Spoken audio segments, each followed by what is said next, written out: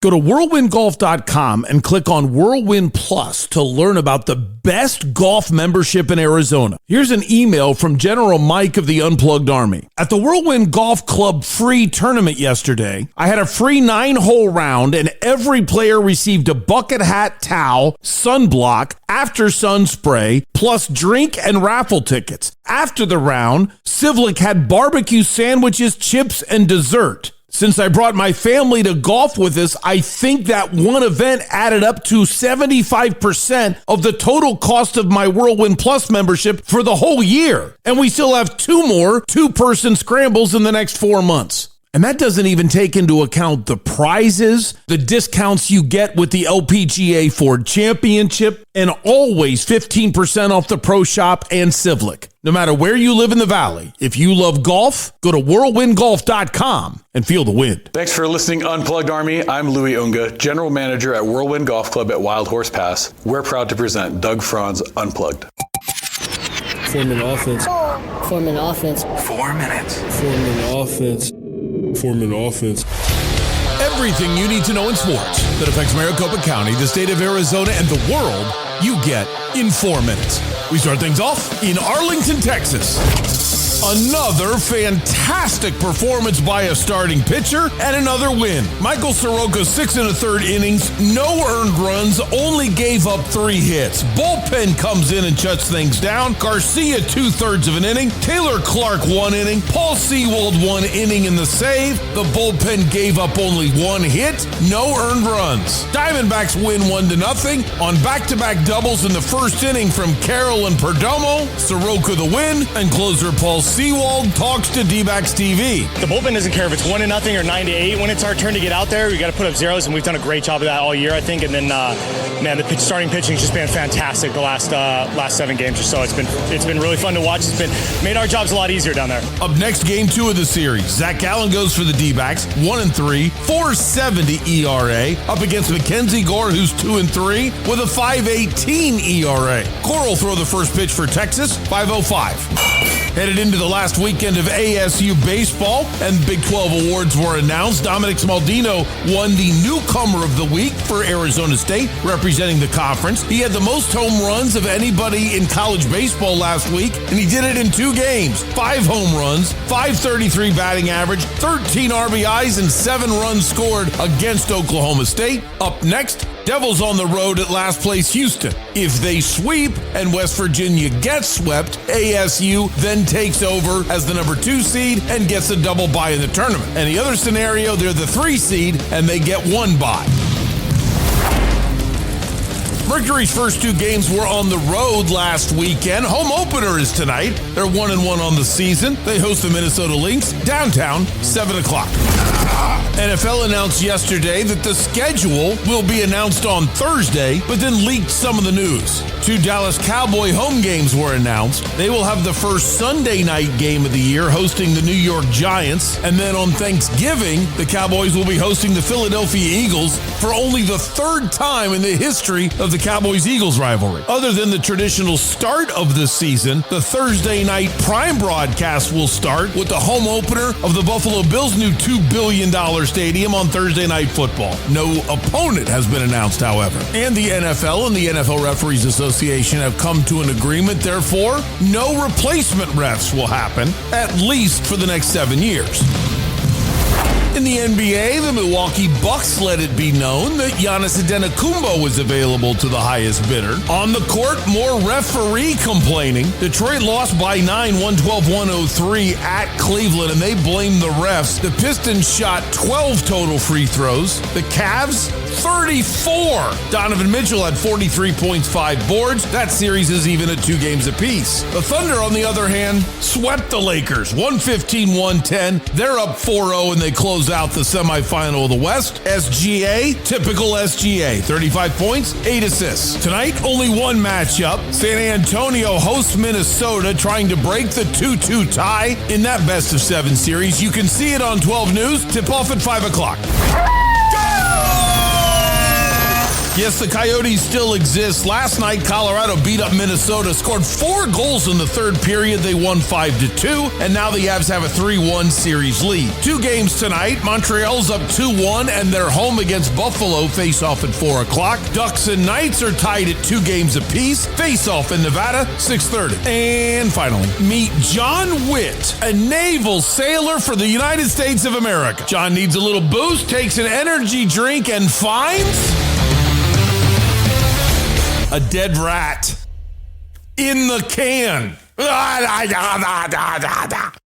Now, this one's impossible to me, okay? Says he purchased a pack of energy drinks at the 7-Eleven at a 7-Eleven in Norfolk, Virginia. Obviously, as he's drinking, something's clumped in there, and then he freaks out when he opens up the can to find out what's inside. Throws up several times. Goes to his commanding officer who says, go check yourself into the Naval Hospital. The doctors there actually tell him, quote, with the chemicals that are in Monster, you should be okay. Now, let's think about this for a second. Even though I'm a Mountain Dew guy and I don't drink energy drinks, or at least I don't drink Monster, I have to ask, if whatever is in that drink is strong enough to kill any of the diseases that would be with dead things, why is anybody allowed to pour that into their stomach? Witt says not only will he never drink Monster again, he's never going to drink anything out of a closed can again, saying he'll either not open it or always pour it in a glass. If you were eating breakfast during and finally, Doug Franz Unplugged would like to let you know that Whirlwind Golf Club of Wild Horse Pass did not endorse or sanction and finally. The reason why I always say that Bell's is not your typical country bar with mediocre bar food is because our kitchen is truly a scratch kitchen. From every single sauce that we make, to every dish, to the beef that we have come in, to the seafood that we have brought in each day, every single dish is handcrafted. We don't have microwaves, so you're tasting that quality the minute that it hits the table. Bell's Nashville Kitchen on Main Street in Old Town Scottsdale. You found home, down home. Unplugged Army, meet 13-time world pizza champion, Tony Gimignani. Come to Slice House for great slices. It's all about family here. You could be on your first date. You could be single, a single dad, whomever, anyone, everyone. We have great outside seating, a lot of different styles to pick from. Detroit, Sicilian, Grandma, New York. We even have gluten-free and vegan options and fresh pasta and cannolis. So come here, check it out. Slice House is in Gilbert at Pecos and Val Vista, near Santan Ford. Hey, respect the craft. Thank you.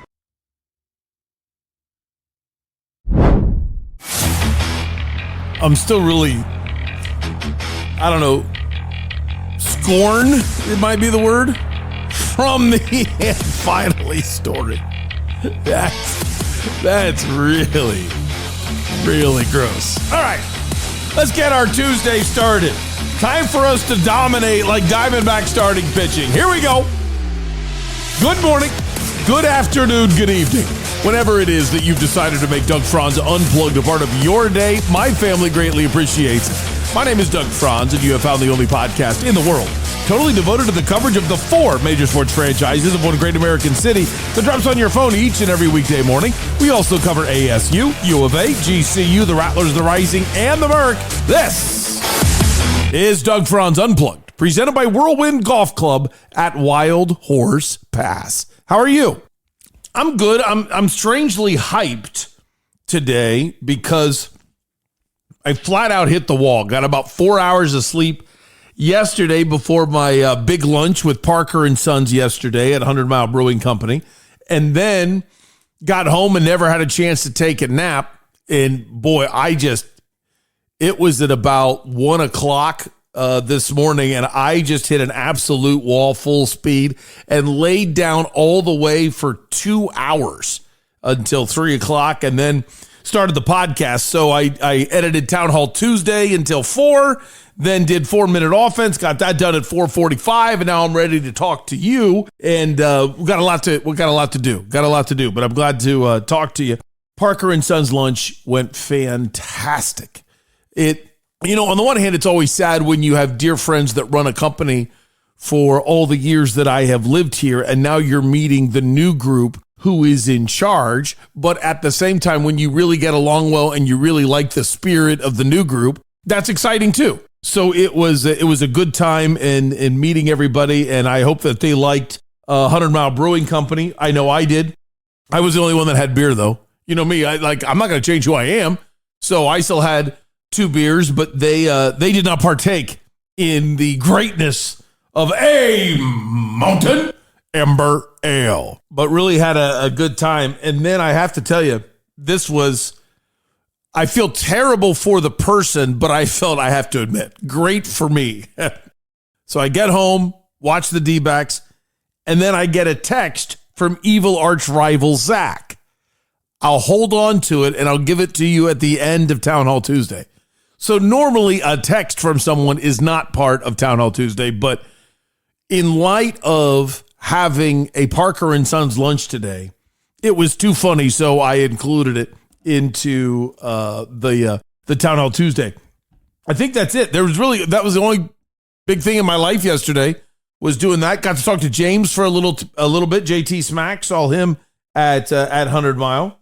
I don't think I bring anything else to the table. Going to interview Brandon, the head teaching pro, head golf pro at Whirlwind Golf Club at Wild Horse Pass today for tomorrow's show. I want to have him on before every major. And this is a major weekend with the PGA Championship starting on Thursday. And that's really the only big thing. So let's get rolling. It's time for Doug's Big One. It's my number one opinion of the day. It's been Biggie-sized by your local Wendy's, home of the Biggie Bite, Biggie Bag, Biggie Bundle combos that, oh my gosh, are full of great food and are inexpensive at $4, $6, and $8. Or get yourself the new and improved spicy chicken sandwich. It's fantastic. And it's only at your local Wendy's. Let's roll. Doug. Doug.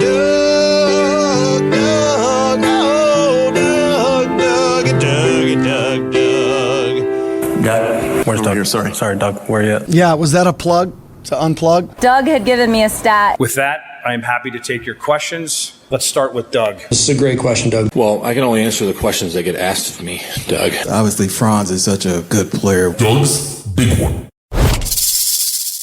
The bar has been set at a sweep. And that's Doug's Big One. It's that simple to me.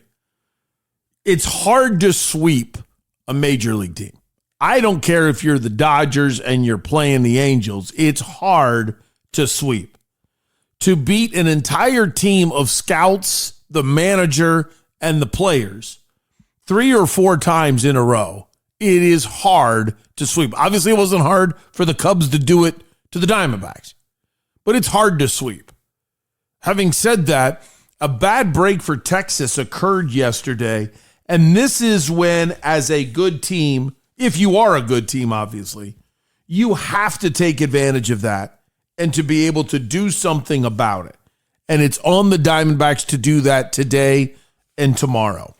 Yesterday, 3 hours before first pitch, Nathan Eovaldi was scratched. So he is the Texas Rangers starter. He's got left side tightness, therefore doesn't continue with getting ready for the game.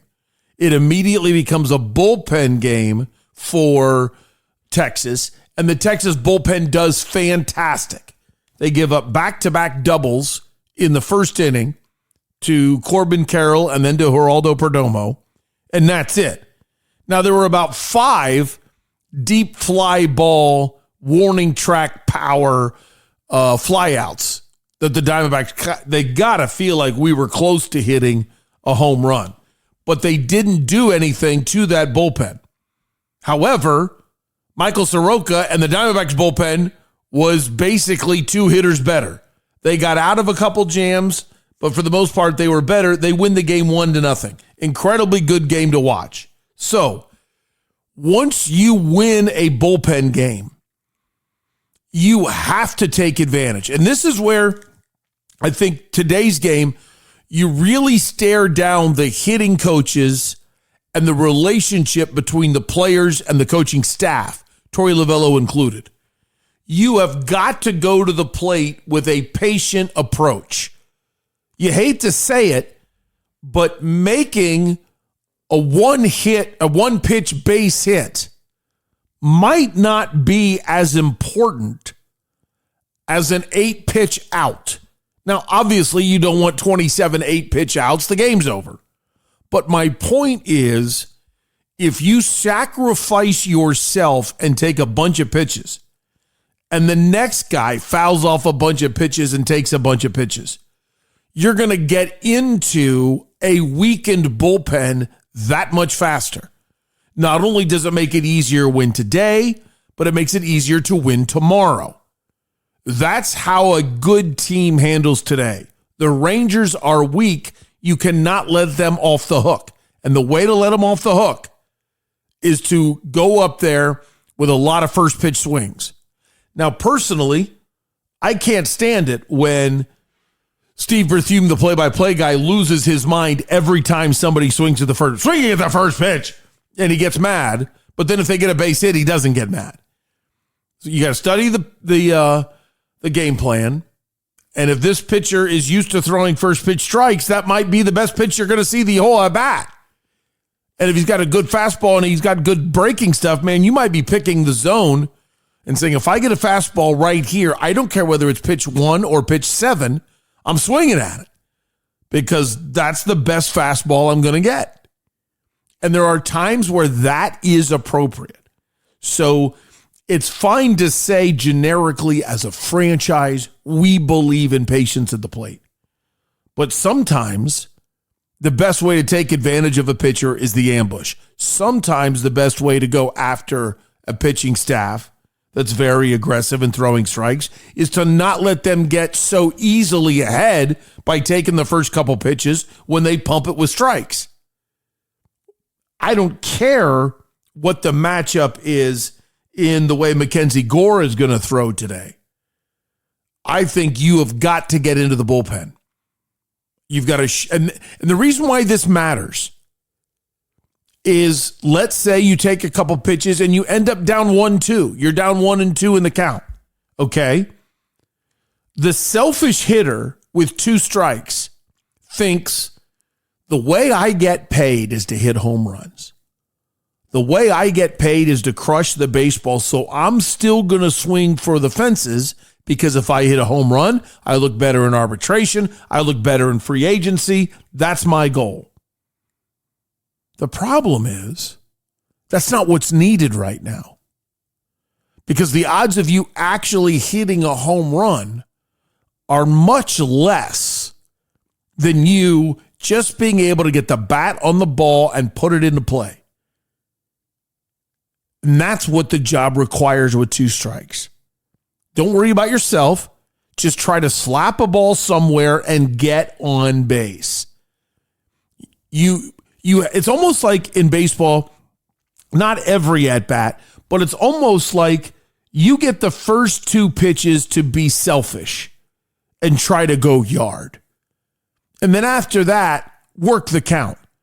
I would like to tell a hitter, if you earn a 3-1 count, man, go be selfish. Swing for the fence. Now, make sure you pick your spot. Do not swing at a pitch that's outside your comfort zone on 3-1, even if it's a strike. You pick your happy zone, and if the ball is not in your happy zone 3-1, you let the count be 3-2, or you take your walk. But if you see the pitch in your happy zone, you earned the 3-1 count, go for it. And if you go for a home run in that situation and you end up popping it up, okay, that's life. Now, I take back everything I said. If you're down by a run in the 8th inning and there's a runner on third with less than 2 outs, okay, yeah, cool. A home run is great, but it's not worth the out. We need you to get a ball up in the air into the outfield and let us tie this game. So there's different scenarios where it's actually okay to be selfish. And there are some scenarios where it is a massive character flaw for you to be selfish. Today is one of those days where there's nothing selfish. Every at-bat needs to be multiple pitches. Every at-bat needs to be a grind. Every at-bat It's not even the goal of I'm trying to get a hit, although of course you are. The goal of every at-bat is I'm trying to get this pitcher out of the game right now. And how do I do it? By getting a 7, 8, 9, 10 pitch at-bat when I go to the plate. You win a bullpen game. It's unfortunate. It's unfair that happened to the Rangers.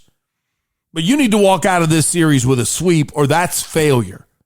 Here is Torey Lovello giving a compliment to the Rangers on what they put together and the fact that the Diamondbacks could only score 1 run against that bullpen. Skip did an unbelievable job. Your starter gets scratched 3 hours, 4 hours before the game, and then without being able to get somebody here, I could tell how he was managing the game to try and keep guys available tomorrow, chop it up the best way he could.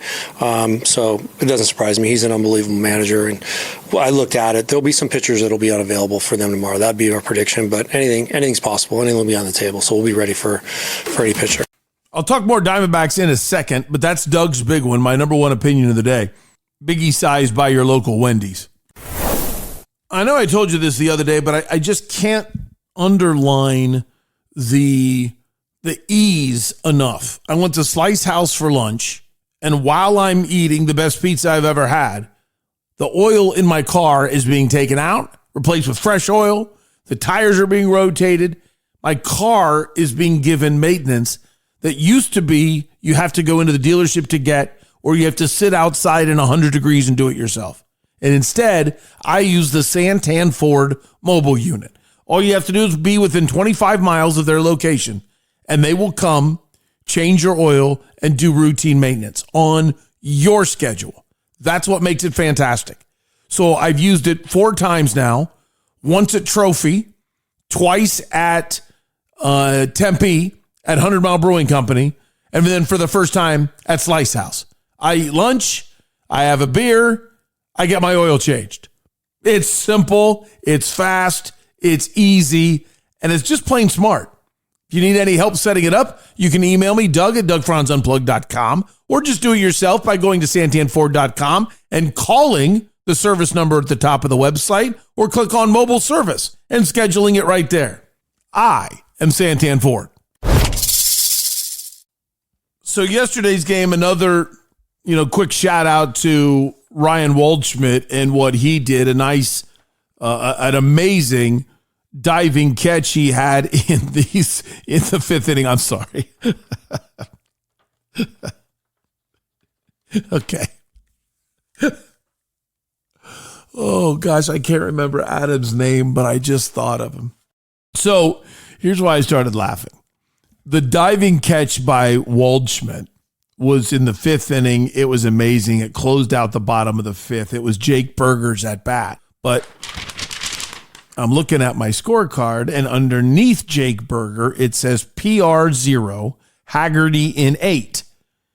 And that is Sam Haggerty came in as a pinch runner in the bottom of the 8th inning. So Berger, the bottom of the 8th starts with an Osuna single, and then Berger hits a grounder to Perdomo. Perdomo spikes it, throws it right into the ground, and a nice catch by Marte to at least get 1 out. And now Berger's safe on first, hitting into a fielder's choice. It was in reverse in the 1st inning when Corey Seager hit a grounder to Ketel Marte, and Marte couldn't turn the double play and instead got just 1 out. And so there were 2 ground balls in this game that should have been double plays, and your supposedly star-studded infield could not turn the double play. Okay, there's a beef there. But Haggerty gets on first then as a pinch runner. So you haven't earned being on other than God making you fast. The manager sends you out there. You're standing on first, and Taylor Clark picks him off. The idea of being an bottom of the 8th inning pinch runner and getting picked off during the first at bat that you're in the game for is hysterical to me. It is really funny. And it makes me think of, I think his last name was Lawson. Adam Lawson. I just remember, no, it wasn't Adam Lawson. It was somebody else. I cannot remember the guy's name. Sorry, Adam Lawson, it wasn't you. But we had a guy my junior year in high school who was a senior who was 0 for high school. It shows you Bellbrook High School was not the greatest baseball power at the time, but he played JV baseball for 2 or 3 years, and then he sat varsity. And he wasn't even a good defensive first baseman, but it just shows you he's a good clubhouse guy, just a really good guy.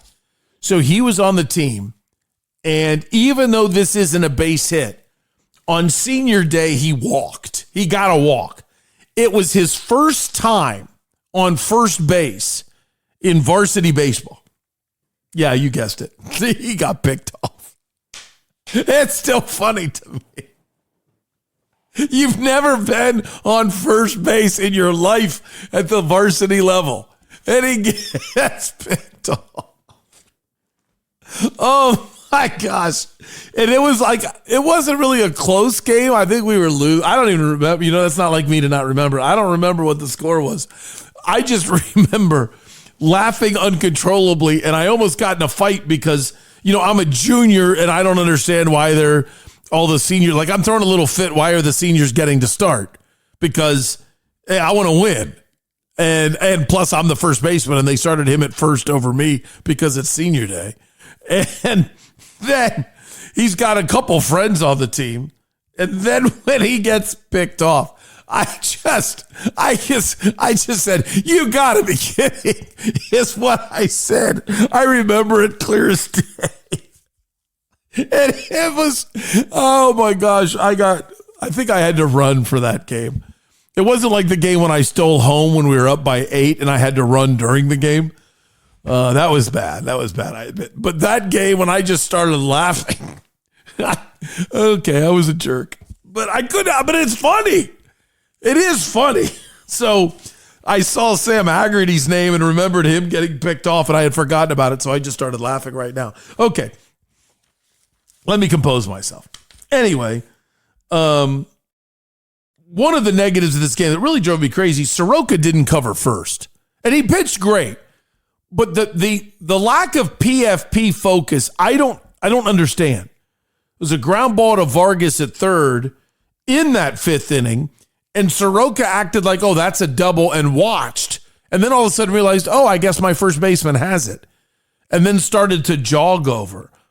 I don't understand why this continues to be a problem. And it's specifically Soroka and Erod.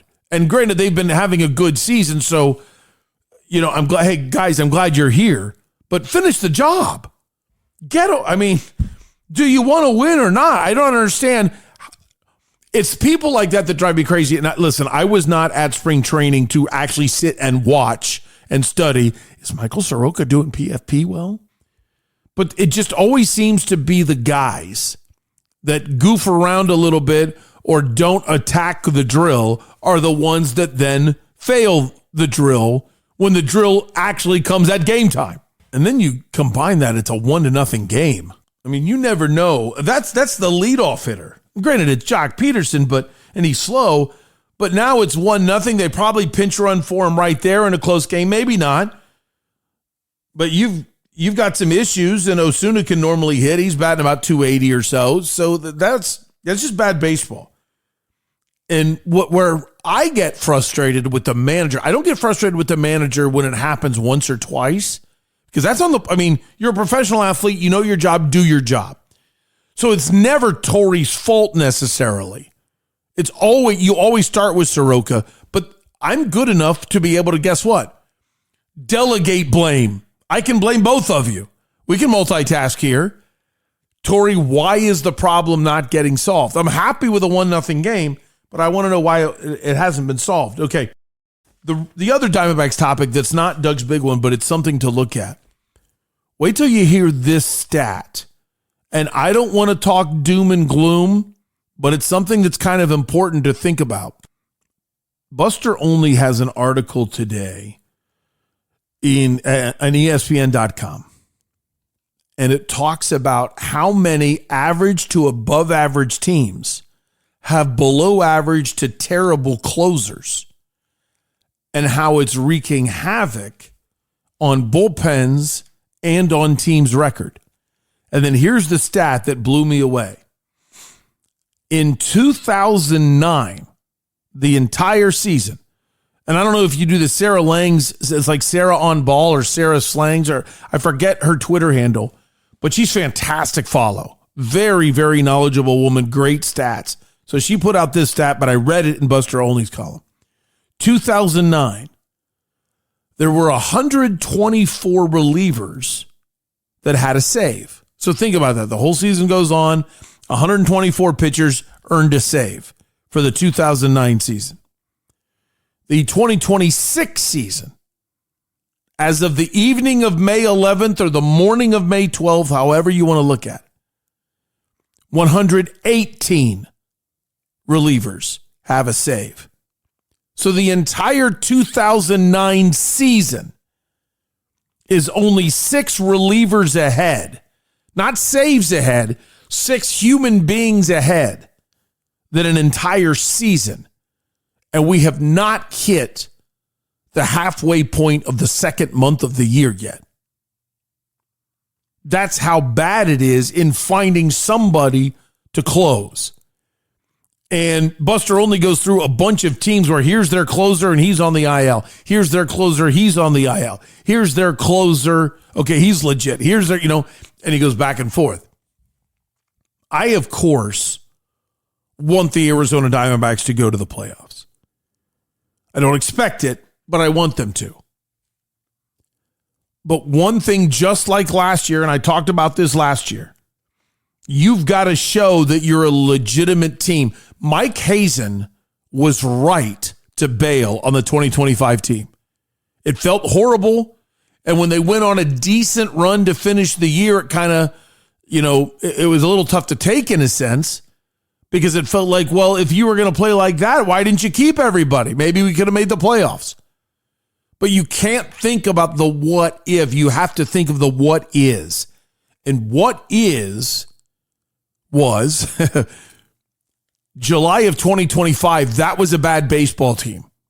And you can't count on a bad baseball team that's had 4 months to show you something.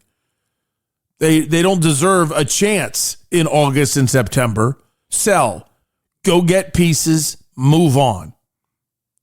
I'm going to say it now that it's May 12th. It doesn't feel like we're anywhere near the trade deadline. But the Diamondbacks need to start covering first. They need to start taking advantage of situations like I discussed today. They need to not get swept by teams.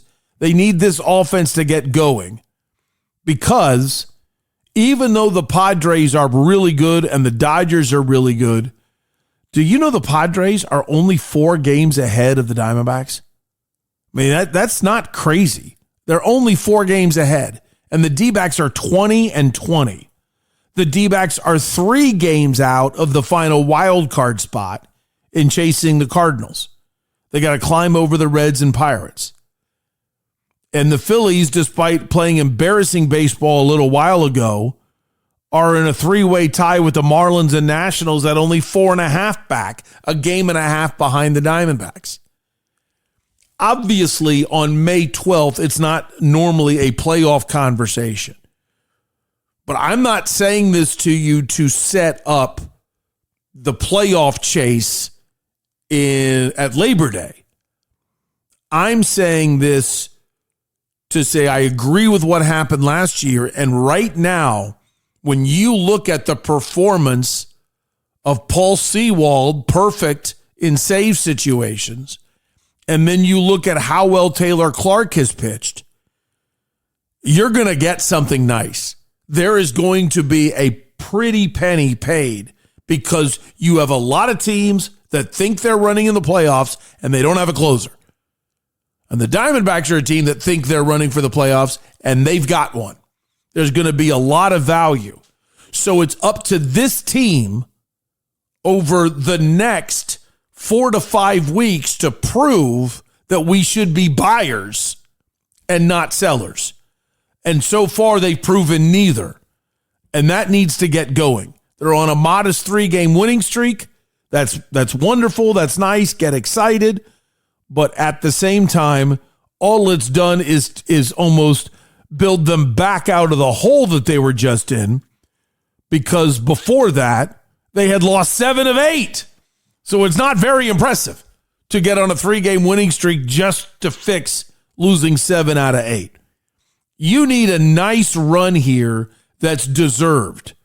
You have a beat-up Rangers team bullpen-wise and a Corey Seager that talent-wise is one of the best players in the game that's playing disastrous baseball right now.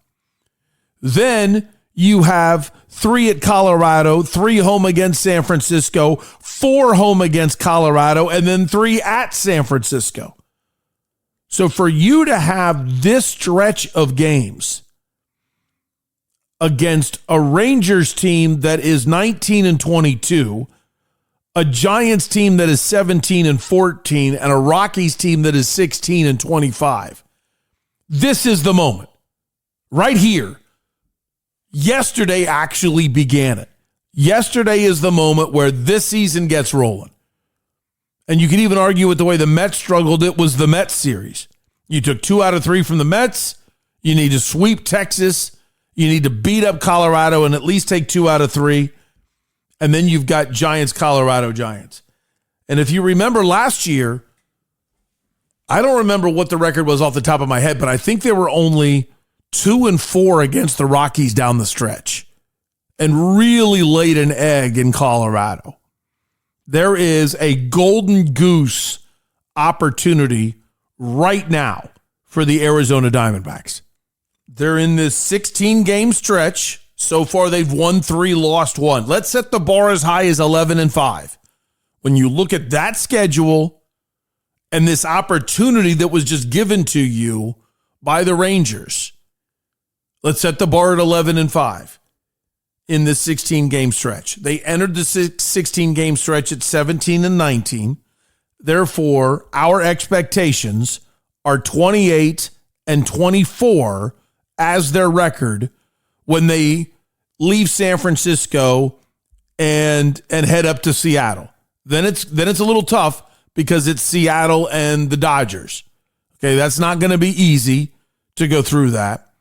Seattle isn't great, but they're pretty much even with the Diamondbacks as of right now.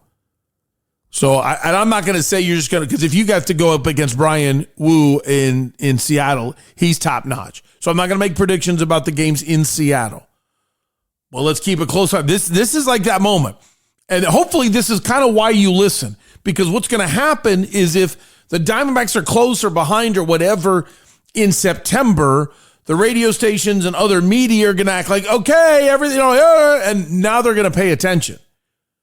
But this is where you determine if you're actually going to play ball this year, because you've got to beat teams that are beneath you. And you've got to show your general manager something here and now. And the starting pitching is doing it. The bullpen is doing it. The offense is not. Good teams find a way to win. Bad teams find a way to lose. And there was this massive stretch there where they were finding ways to lose. But give them credit. It's only 3 games, but they're finding things to win. This is something to keep an eye on. Again, we expect 28-24 record when the Diamondbacks leave San Francisco. All right? They're home against San Francisco first. They're heading off to Colorado next. Home against San Francisco, home against Colorado, at San Francisco. And then they should be 28-24 or they let us down. All right, coming up next, let's have some fun. Bring my wife in, do a little Town Hall Tuesday on Doug Franz Unplugged, presented by Whirlwind Golf Club at Wild Horse Pass. Going to be hard to keep up with this list, but from Parker & Sons Heating, Cooling, Plumbing, and Electrical, we have a reverse osmosis system, a tankless water heater, and 2 air scrubbers that actually remove pollens and germs from the air that we breathe in our home. So what does Parker & Sons do? They only handle the air that we breathe and the water that we drink, and they do a great job. Call 602-2-REPAIR. That's 602 the number 2, then REPAIR for Parker & Sons. It's big, it's juicy, it's meaty. Get your burrito at Burrito Express. If you're having a hangover, a bad day, even a good day, still get your burrito at Burrito Express.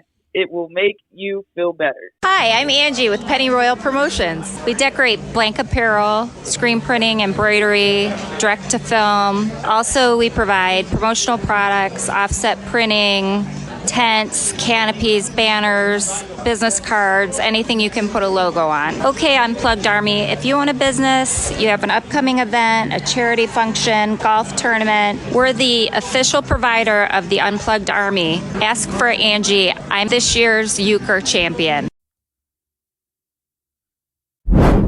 Hear ye! Hear ye! Oh yay! Oh yay!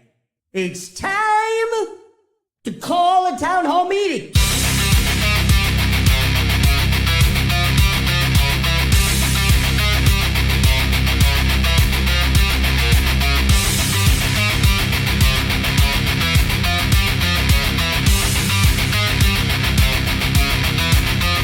Here we go.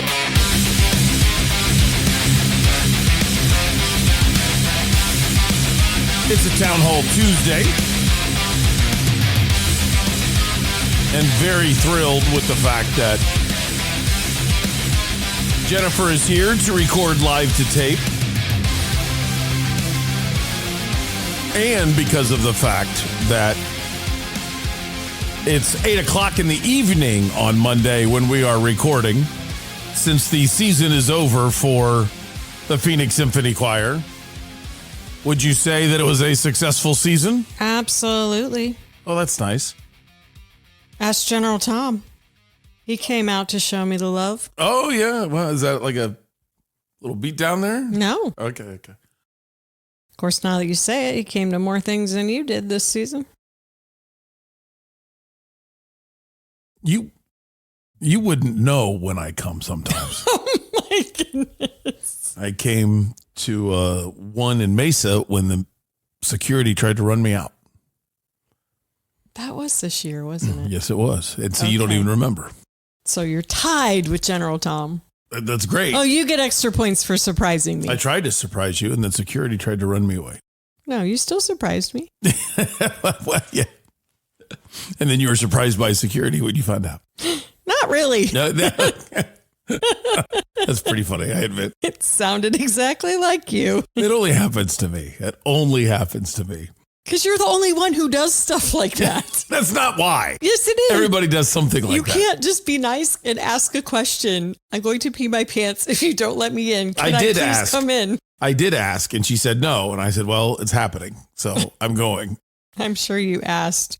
I beautifully and wonderfully. I did. Okay. I just ignore her answer. See, here's what you don't understand. I ask everything nicely. I just ignore the answer. Those are two different things. I always ask nicely. And you wonder why it only happens to you. Yeah. Well, that would be the ignoring part. It's time for Town Hall Tuesday. Okay. Can I ask a question first? Okay. Not related to security or anything. So I was listening to Monday's show. And I think I know the answer to this question, but I want to ask just in case. Yesterday's vacation show? Yes. Okay. When you were talking about Alec Thomas and the DFA and all of that. So I'm listening and I start wondering, with all the Cattell problems, could they not designate him for assignment to, quote, get the best version of him? Is it he was over the 5-year threshold, right? Mm-hmm. So that wasn't an option for him. Well, they can still designate him for assignment. However, he would be claimed on waivers and they wouldn't get anything. Okay. So what they are doing is they're basically saying, we don't care if we keep you or we don't. Yeah. And if nobody claims him or nobody gives a good trade offer, then, okay, now you're going to our minor league system. So that's a lot different. Now, even though Cattell Marte drives me crazy because I think the guy's got Hall of Fame talent and he doesn't have Hall of Fame focus and he doesn't have a Hall of Fame desire to play hard every second. And like the other day, he didn't feel well, so he doesn't play. Things like that. That drives me crazy. But it's so hard to find a guy as talented as Cattell Marte that you don't want to get rid of him. You just need a manager to step on him a lot more often, in my opinion, than Torey Lovello steps on him. I bet you if Torey was speaking off the record and he was here having a glass of wine right now, he would say, you don't understand. If you push Cattell Marte too hard, he breaks. And he won't say that publicly, but I think that's what he thinks. And that's why he treats Ketel Marte with kid gloves, because he probably feels deep down inside he gets more out of Ketel Marte than anybody else would have. So I don't believe that, but he does. Is it a case where they won't want to risk it to the same level they do Alec Thomas? Exactly. That's and what is his thought process maybe, I'd rather get a little of Ketel's lot of talent than have him go elsewhere and have no chance of any of it. Yeah. And get nothing for him. Yeah. But I mean, all of those things are right, but the gap between how you handle Alec Thomas, who has done very little in his offensive career, and now that the defense is slipping, there's no reason to give him any room. Okay. And clearly, when you do it this way, Alec must, I don't know this, but Alec must not be listening. He did make some changes to his batting stance, and that didn't work, but maybe he's already going back to when you get into the inside stuff, there's got to be some belief that he's just not getting it, whether it's he's not as talented as we thought or he's not willing to listen and change. So something else is happening. Exactly. Okay. All right. Thanks for letting me butt in there, and let's get to the official people. Hey, Doug, Friday was one of the best shows you've ever had. You kept me entertained Friday and Saturday at work. Don't worry about Monday's show. You deserved a vacation show after Friday's masterclass. I was so hungry for more. I went back and listened to some I missed from previous weeks. And man, does Bruce Cooper still got it. He was my favorite local sports anchor besides Felipe. Is it Coral or Corral? I don't know him. He must have been before me. Okay, so besides Felipe on Univision, who I watch consistently. Oh, maybe he's still on, because I admit I don't watch Univision. Okay. So who he watched consistently because his parents wouldn't let me change the channel. Oh, okay. Sorry, I'm flipping between he and his writing and third person and first person. Anyway, my baseball knowledge has primarily come from you, and I can say I become a fan of the D-backs because of this podcast. I may not always agree with your takes, but your in-depth coverage and analysis of the major sports is top tier. Thanks for all you do. As far as my question, any plans on doing a breakdown for the FIFA World Cup? I wouldn't mind helping out with research. Wow. P.S. I still think Allie LaForce has nothing on Jennifer. Wow, thanks. And that was from Sergio. I'd have to disagree with him, but I appreciate the compliment. That's nice. So first of all, Sergio, let's just cut to the heart of the matter. Are you hitting on Jennifer by saying that and saying that she's better looking than Allie LaForce? Or are you saying from a broadcast standpoint, Jennifer's a better broadcaster than Allie LaForce? I didn't know if you had a guess. No, and Sergio didn't have the foresight to answer your question. And I didn't know if you had a guess. So here you go. Number one, very nice of you to say, I really did enjoy Friday's show. That was a lot of fun to do, even though there was a lot of passion and fire. You're exactly right about Bruce Cooper. Thank you so much on becoming a D-backs fan due to the podcast. That's a high compliment as well. Your line about, however, I don't always agree on your takes. I would be worried about you if you did. I mean, that's a good thing. Just because I'm passionate in my opinions doesn't make me right. And there are a lot of people who know more about different sports than I do that would disagree with some opinions. And there's a lot of people that would agree. And it's just the nature of being a sports talk host. And then also what I do sometimes is I will speculate knowingly. And what I mean by that is sometimes I actually know something. And other times it's a case where I've just been in the business so long, I can see why certain things are trending in this direction. And I can say, this is probably going to be what's happening. One of the great thrills I ever had was, if you remember a former offensive coordinator of the Cardinals, Mike Miller, Mike would never be a source for me in the sense of he wouldn't tell me or rat somebody out or say, hey, this is going on or this is going on. But he would tell me like a year later, do you remember when you were saying such and such about so-and-so? Sometimes I didn't even remember. I'm just doing the show. And he goes, man, you were Dales. I drove into work saying, it's about time somebody knew that. But he never told me anything, but he verified information like 18 months later. So it's so he doesn't count as a source. But so that's what I mean. Sometimes I am wrong on that speculation too. So, and that can get me into trouble, but that's just the way of the world. As far as the FIFA World Cup is concerned, I have a very strange level of knowledge on the subject. I am very passionate and very knowledgeable about the game. So when I'm watching a World Cup game, I'll be able to come on the next day, especially with USMNT, and tell you what I liked and I didn't like, and it will come from a coach and an experienced perspective. What I don't know is I don't follow international soccer well enough to know, other than like certain players, I don't know who their club is. I don't know how their club is doing.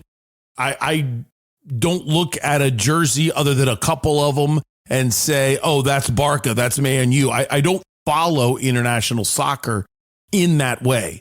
So if we're talking breakdown, when it's individual names, the club that they're from, why there's drama in that federation for that country, I'm really not going to know that. If it's, I don't know, something like, why in the world did USMNT lose 2-1? And I'll tell you, it's because Bradley did not dribble to the corner flag, and I'll be able to talk about things like that. So that'll come to me for that. And I can't wait to talk World Cup. But if it's more of the club knowledge and how that affects World Cup, I would not be a good source for that. So are you going to take him up on his offer to research? Absolutely. But I don't know what I'll even have you research. But anything you find, give it to me, Sergio, and it'll be the Sergio tip of the day or something like that. Maybe he has ideas and he can email them to you now. And Absolutely. Then you guys can work it out ahead of time so he doesn't do stuff you don't need. Yeah. All right. At Jean Lily 14 says, I listened to the whole show today. That ASU press conference. Ugh.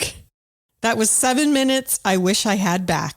Well, I think we've already said this before, but let's just make it official then. And since you made it through, General Gene,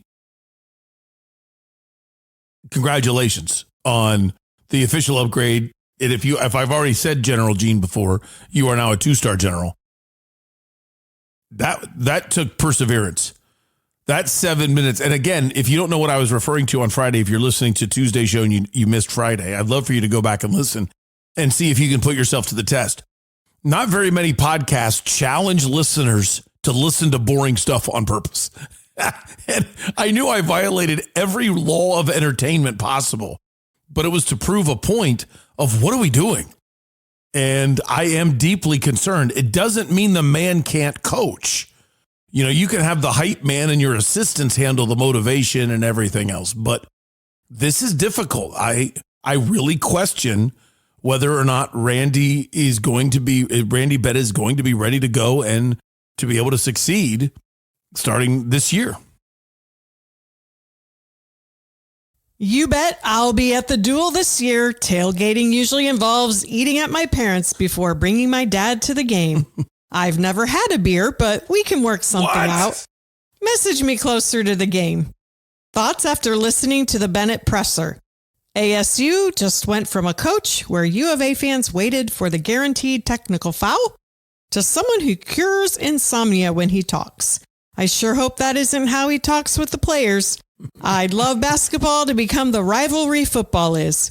Would help both schools. Always bear down. Christine in Tucson. Well, I hope it works out. It would be a little weird for me to just knock on the door and walk in for a beer at the house. So if there is a spot that you guys want to meet up or something like that. Secondly, I would be honored to buy you your first beer and watch you drink it. But if it's for other reasons, then never mind. As far as the Bennett presser, that was rough. That was a rough listen. And however, he is a great international recruiter. He's not as good as Tommy Lloyd at international recruiting, but he is a great international recruiter. It's funny you mention waiting for the previous coach to get his technical foul. He would never say this, but I think one of the reasons why he almost always got technical fouls against U of A. He is in Bobby Hurley, right? Yeah. is the amount of respect he has and the anger that would come over him. Think about what it's like to play high school basketball at the mecca of all East Coast basketball high schools. Then you go to Duke and you play in front of the Cameron Crazies, and every game you play feels like a national championship. So that's your vision of college basketball. I'm not trying to be a jerk to any ASU fan. It was the shock to the system, my first ASU game that I ever went to. And I still feel that every time I go. And I'm like, you guys think this is basketball? And I know that that's offensive and everybody thinks I'm a terrible person. And it's one of the reasons why I got fired, because people thought at the station that I was negative towards the paying customer. And I thought, no, I'm a realist. I grew up and 13,000 people went to the University of Dayton basketball games. I thought you do that. You go to college basketball games. A school with less than 10,000 students at the time, including grad students. And then we moved to Kansas City, and then I'm in shock and awe of going to games at Allen Fieldhouse when it's listen, I'm sorry. You walk into that arena and there's nobody in there and it's a dump. Nobody wants to say that because it's a historic, famous, and amazing arena. When there's nobody in there, it's just these old benches and it's just like, this is ridiculous. And then you walk in when it's a game time and there's 16,400 people absolutely losing their mind, and they live for every game, and the passion of the place is so amazing. And that's my experience. And then I walk into ASU and like, wait, all of you people expect to win? And this is how you treat basketball? Like, I think you have every right to do it. I don't think you're a bad person, but the idea you think you can go to NCAA tournaments is asinine to me. Like, there's no way. Do you realize Bobby Hurley is the second greatest coach in the entire history of Arizona State? And in the last 4 years, he failed. And yet, who's going to succeed with the lack of support that ASU receives? I really believe, Christine, that Bobby Hurley would walk into the bank and see all of that red or blue, whatever color U of A was wearing that day. He would look at it and just think, what are we doing? What are we doing? He's hoping ASU gets a 50-50 split in their own building, let alone the passionate fans he sees when he went to Tucson. He would never say this. I think it pissed him off. So he's already on edge, and he knows they probably didn't win enough games a certain year, and the only way to save face is to beat U of A. And all of that pressure is crashing down every time he walked on the floor. And he's just simply one of the most competitive guys I know. So you have all of that all at the same time. I made it. I'm not sure what rank I would be. I was in the Navy at Darth Dave AZ 88. Darth Dave, first of all, thank you for my freedom. I didn't, if you've told me that before, I'm sorry that I forgot. Number two, I say whatever your rank was when you left the Navy, that is either your rank now in the unplugged Navy, or since we don't have anybody in the unplugged Navy, other than maybe Big John. Big John did not serve in the Navy, but his dad did, so he's very pro-Navy. Since we don't have anybody in the Navy, we obviously need an admiral.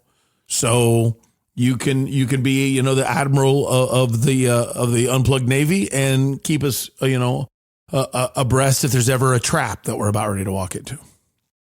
All right. In usual General Mike fashion, this is lengthy, but I will succeed. Randy Bennett Geraldo Perdomo. Randy Bennett vibes. I listened for about 2.5 minutes of the 7. Let me preface my reaction with this. He could still be recovering from something health related, so I don't want to sound like a callous jerk. I've never listened to any of his older press conferences to see if he's always sounded like this or just for this presser. My impression was that he came off sounding like a blend of someone giving a wedding toast while struggling to find the words they want to say or not say, mixed with the delivery rhythm of the San Dimas High School football rules speech. I got too cringy for me It got too cringy for me to finish listening. What I took away from Dr. Crow's message was that they didn't want to be focused first and foremost on NIL, see Texas Tech. I took it that they want to build a culture of athletes in their programs who primarily want to be there because of the team culture. Seems like CKD emphasizes that too. So fewer NIL first guys like Sam Levitt, General Mike. I do have to say before you answer, I thought the same thing. When I was talking about Dr. Crow? No, about Randy Bennett still recovering from being sick. Okay. He sounded like he was struggling even physically and speaking and his voice. So I was wondering too if he had some sort of respiratory illness or something that he was still trying to kind of catch his breath and get his strength back from. I look at it like this. When you look at all the cues of what must have happened, because they still have not said what actually happened, none of it sounds stroke related. It all sounds heart related. So is that speculation on my part? Absolutely. But to me, everything sounds like some kind of bypass. And now, as you go forward from that point, the recovery is not going to make you comfortable, but I don't think you're going to sound like you can't carry a consistent thought. And that's what it seemed like to me, that he would just ramble on the topic of bringing in people. Now, maybe he's still on pain medication, and that's why he sounded like that.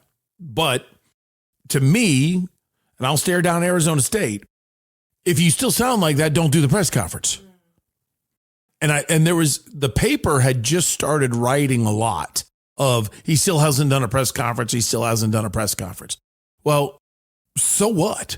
You know, I mean, once you're beyond 5 weeks, what's another 6 or 7 then? You know, I mean, you've waited that long. So you, both of you might be right, but I would still look at ASU and say, if that's the case, why were you doing the press conference? San Dimas High School football rules is a fantastic reference. And as far as Dr. Crow's message is concerned, if that's his point, then make it. He makes it sound like, because he's done it in the past, that NIL is not important. We're never going to compete in that space. We don't want to be in that space. And he acts like it's wrong. And I know that every agent in the world will use that against Arizona State every single time. And therefore, Dr. Crow should say something like, we don't want to be a school where the NIL deals are the most important thing as soon as the freshman walks on campus.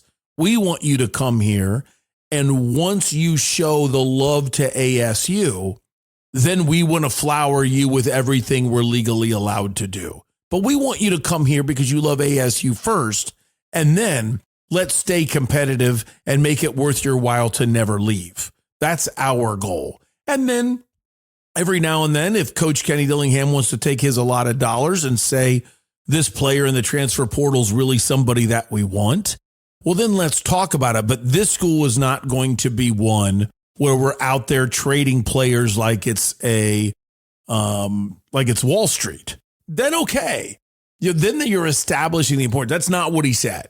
He said the money out there and acting like the money is evil while he left the Pac-12 when he ran for a better opportunity and did exactly what every college athlete is doing.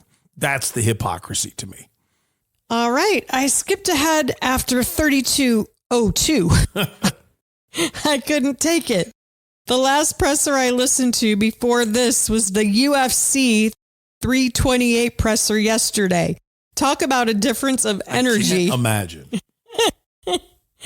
You're killing it with the podcast. Block out the noise from the funny guy a couple days ago with the quote, little podcast. It did have me cracking up, though, with how ridiculous it was, but not worth entertaining anymore. Gladys' shared love of Arizona sports had me stumble on your podcast whenever I did, however many months ago it was. It also makes me laugh when it comes to the NFL. We are enemies. Sincerely, a New York Giants fan. Thought for Town Hall Tuesday. I wish that the NCAA had not denied FSU QB Thomas Castellanos a 5th year of eligibility. I believe he had the potential to be something special despite height. I've read about a couple of teams hosting him at training camp at wide receiver, and I understand guys have made the transition to great success. A shame, honestly. I loved watching him play QB. Call me crazy, but I really believe him to be a diamond in the rough. Last QB I had this much interest in when they were coming out of college and just sheer wonder where they would end up was Lamar Jackson. No, we don't need to make a comparison, but it is saying something that even with Lamar, there was chirping from people that he should be a running back and all that crap back in the day. Well wishes to you, friend Legstab. Wow, there's a lot of good stuff there. Number one, thanks for your comments about this being a little podcast, and I'm glad you found us. Number two, we haven't been enemies in a long time because the Giants have been harmless. So it's okay. You know, I mean, you're just the little New York Giants. Now, those days are over because now that you have Harbaugh, you are a menace again. And as a Washington, whoever we are fan, it's time to take you guys seriously again. And plus to have a coach like him and a back like Scat, I mean, I think you're going to see a lot of success as long as Scat can stay healthy. And I don't really know the answer to that at the NFL level because there's a lot of hits that body has taken in a short window. As far as Castellanos is concerned, I don't believe he's even 5'10".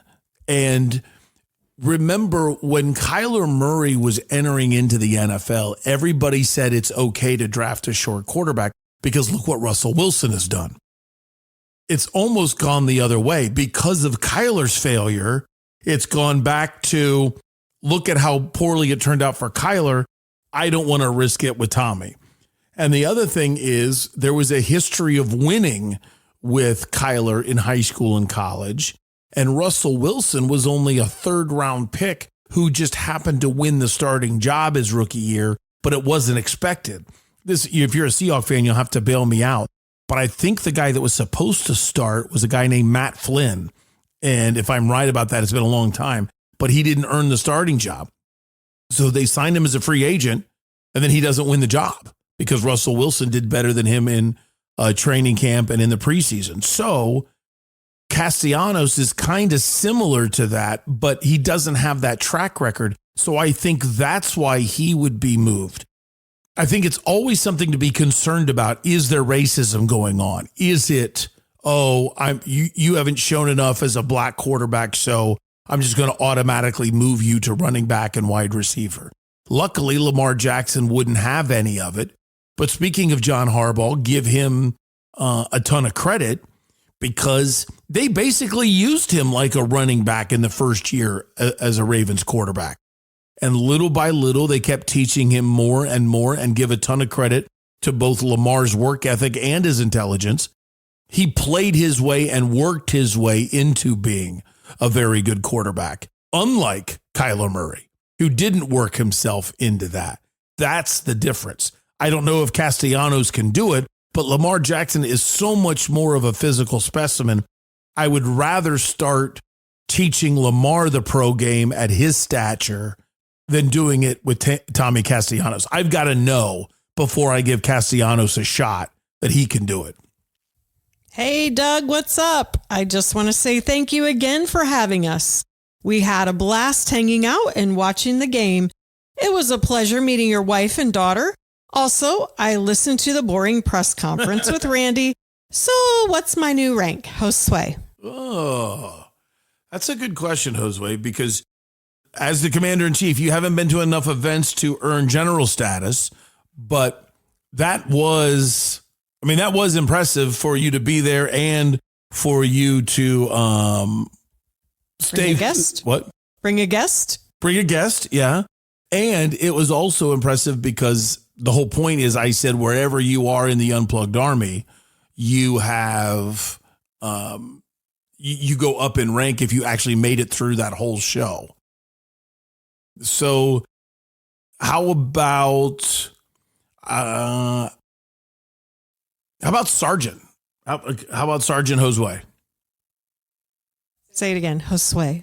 Josue. That's what I said. There, you got it. I get it right every time. No, it's you say it with more of a Z and it's more of an S. So I'm proud of you. Okay. You did it great the last time. All right. Merrick M says, just wanted to say Friday's show is why I listen every day. Wow. To me, it doesn't matter when the podcast is up. I'm going to listen to every show because I want to hear your takes, passion, and all. Thanks for what you do every day. Did you see the Sabres fans taking over singing "O Canada" when the anthem singer's microphone malfunctioned?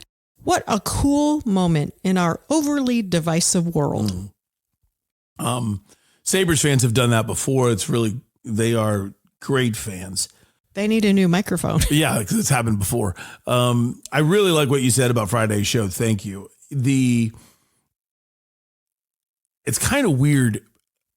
A lot of people might think, why don't you speak that passionately about a subject every time?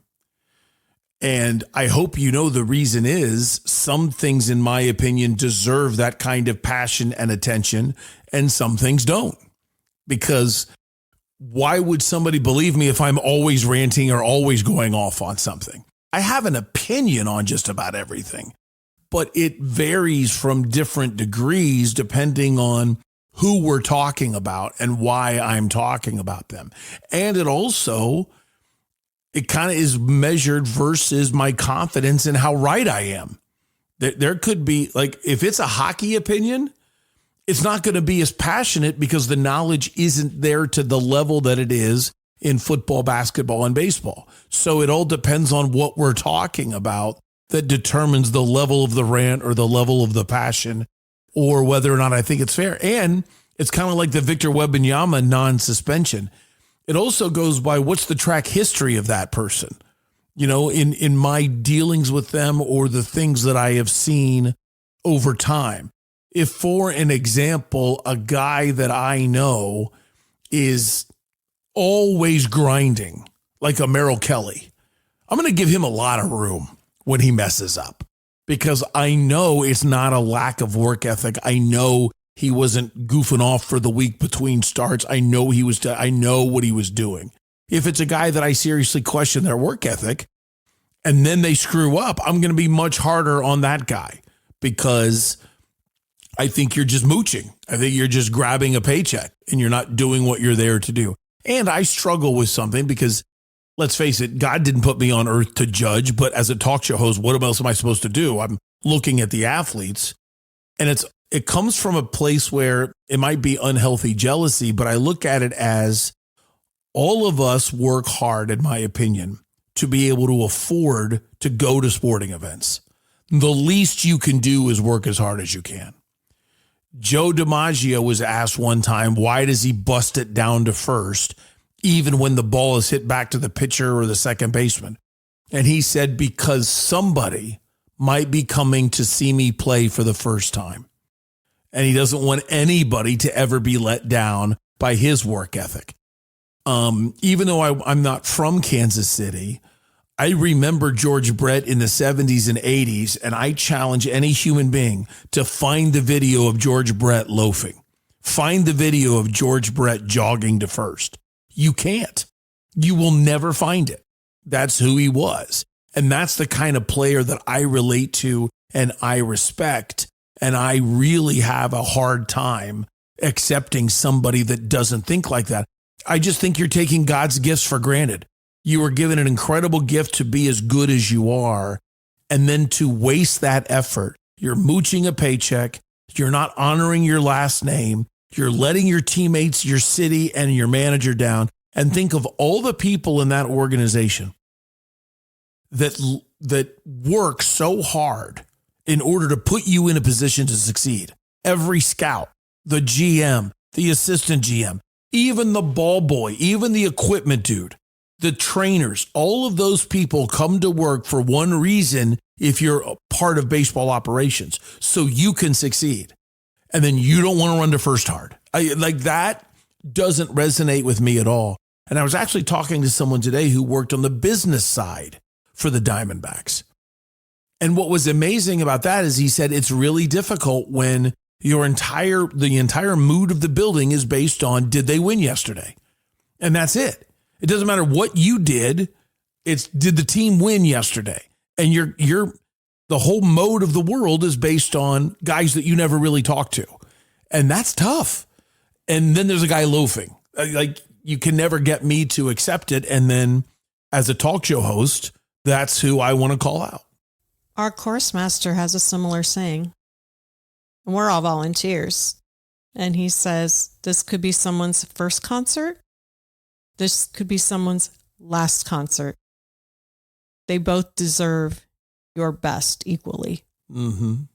And I mean, that's just because, I mean, I get it. I don't even do what they do day in and day out for 162 games a year. But, you know, you just, Who's your they? body, a professional athlete. Like, okay, I'm not yeah. comparing what we do to what they do, but it can get tiring after a long week. We're working full time and then we're doing this in the evening, you know, all week long. And by the time you're on your third or fourth performance, sometimes if you mentally check out, it can be, okay, we've been doing the same thing.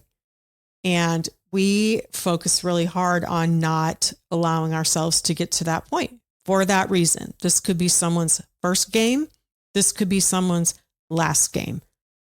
And they both equally deserve your best. And you have to give for that day. And they are human. I mean, I really had a wonderful conversation one time with Steve Gilbert who writes for MLB.com. He's paid by MLB.com, but he covers the Diamondbacks for DBACKS.com.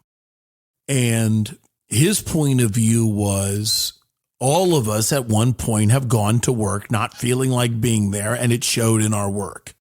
And we sit there as middle-class people yelling at the millionaire, how do you put forth that effort? How do you take for granted your situation, which is what I just explained. And then he said, how much do you think the woman that's carrying the big jug of water somewhere on her head looks at a washing machine and thinks, how in the world do you ever take for granted you can just throw a load of laundry in and go on and do something else instead of scrubbing your knuckles on a washboard in a river? Or complain about having to do laundry. Yeah, exactly. And you get that modern convenience. And that woman is walking through, 2 miles with water on her head. Yeah. And if she drops it, they don't have water or she goes back. Mm-hmm. So we all look up and think, how are you not doing more? And very few of us look down at quote unquote and think, why aren't I doing more? And it was a very powerful statement, very powerful. Didn't change me, but it was powerful. You should allow that to change you. Well, it does for human beings and not for athletes. Yeah. Like, let's go. Yeah. Even though, of course, I'm watching the athlete. Yeah. Carson Beck has had 6 years of college, so he should have learned how to talk by now at Seebacher44. Seebacher, I don't know if you were fired up or you were angry. It was in response to just my standard show tweet in which I said how good I thought the Carson Beck presser was and how bad the Randy Bennett one was.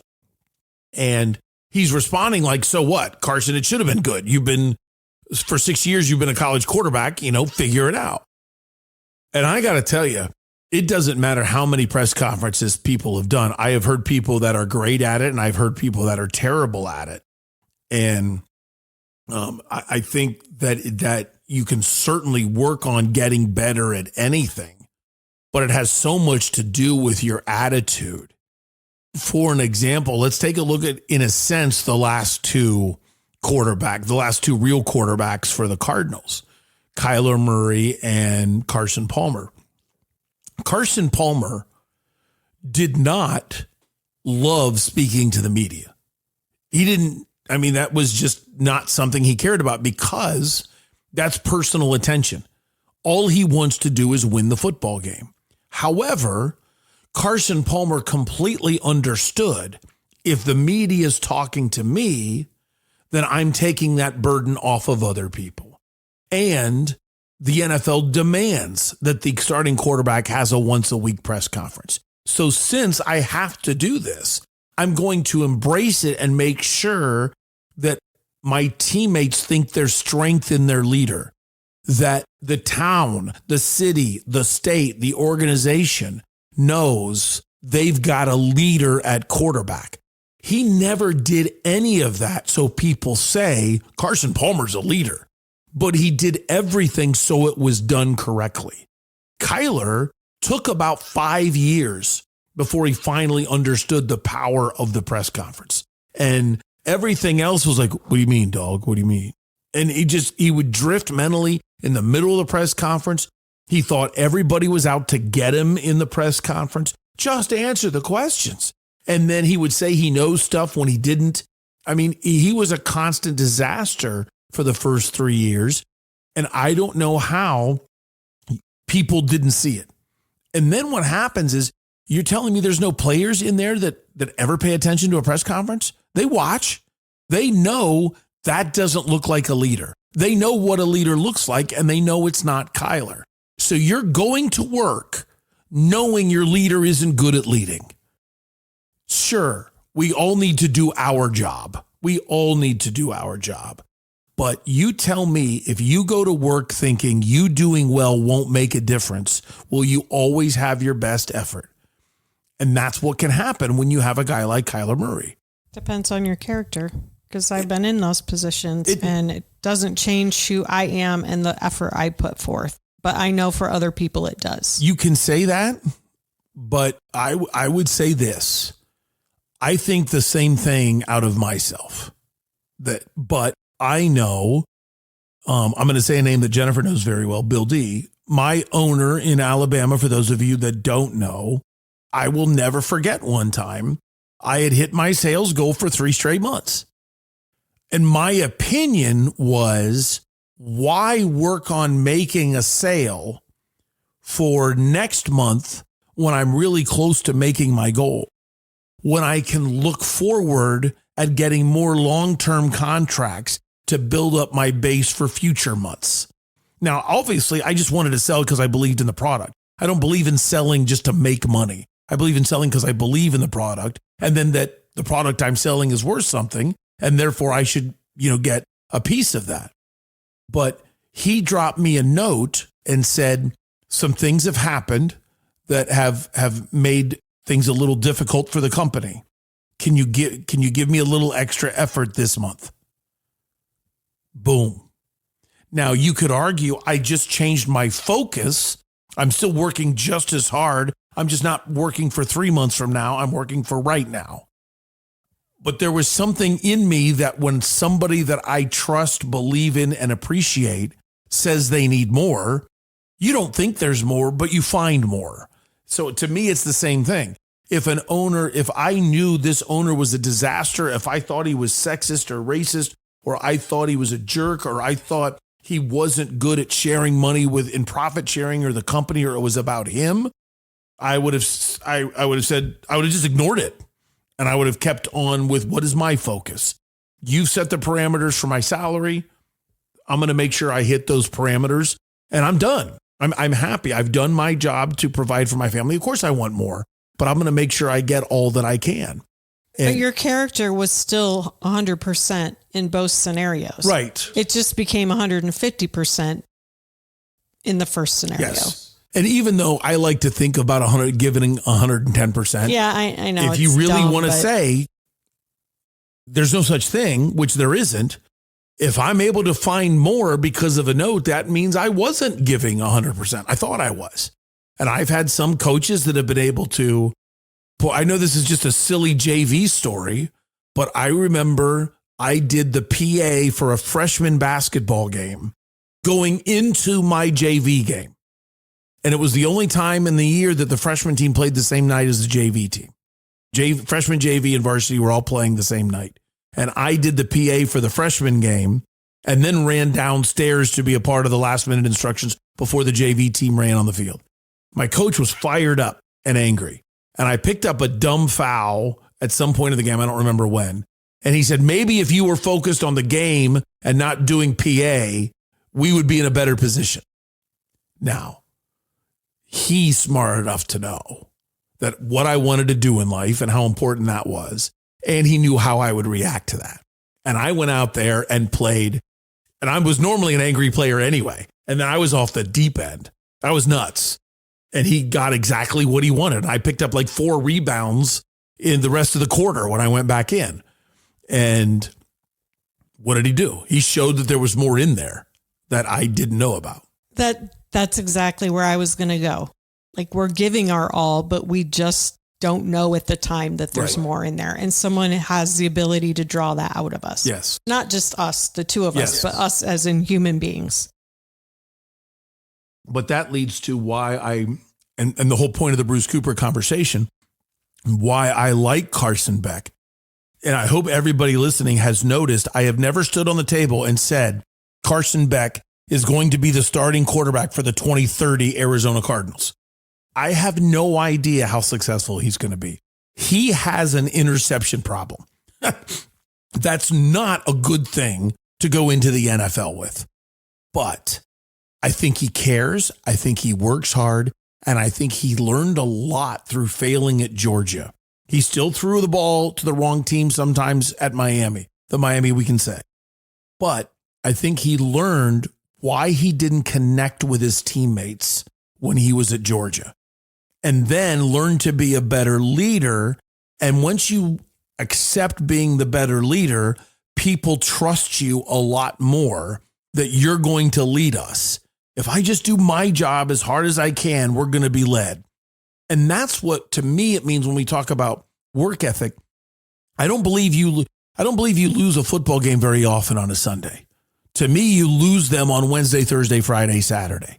So if you have a guy like Kyler Murray, who is, when practice is over, and who isn't on time for every single meeting, when I say on time, 15 minutes early, isn't diving into the film every time and telling guys, hey, I noticed this on film, look out for this a week in advance, stuff like that.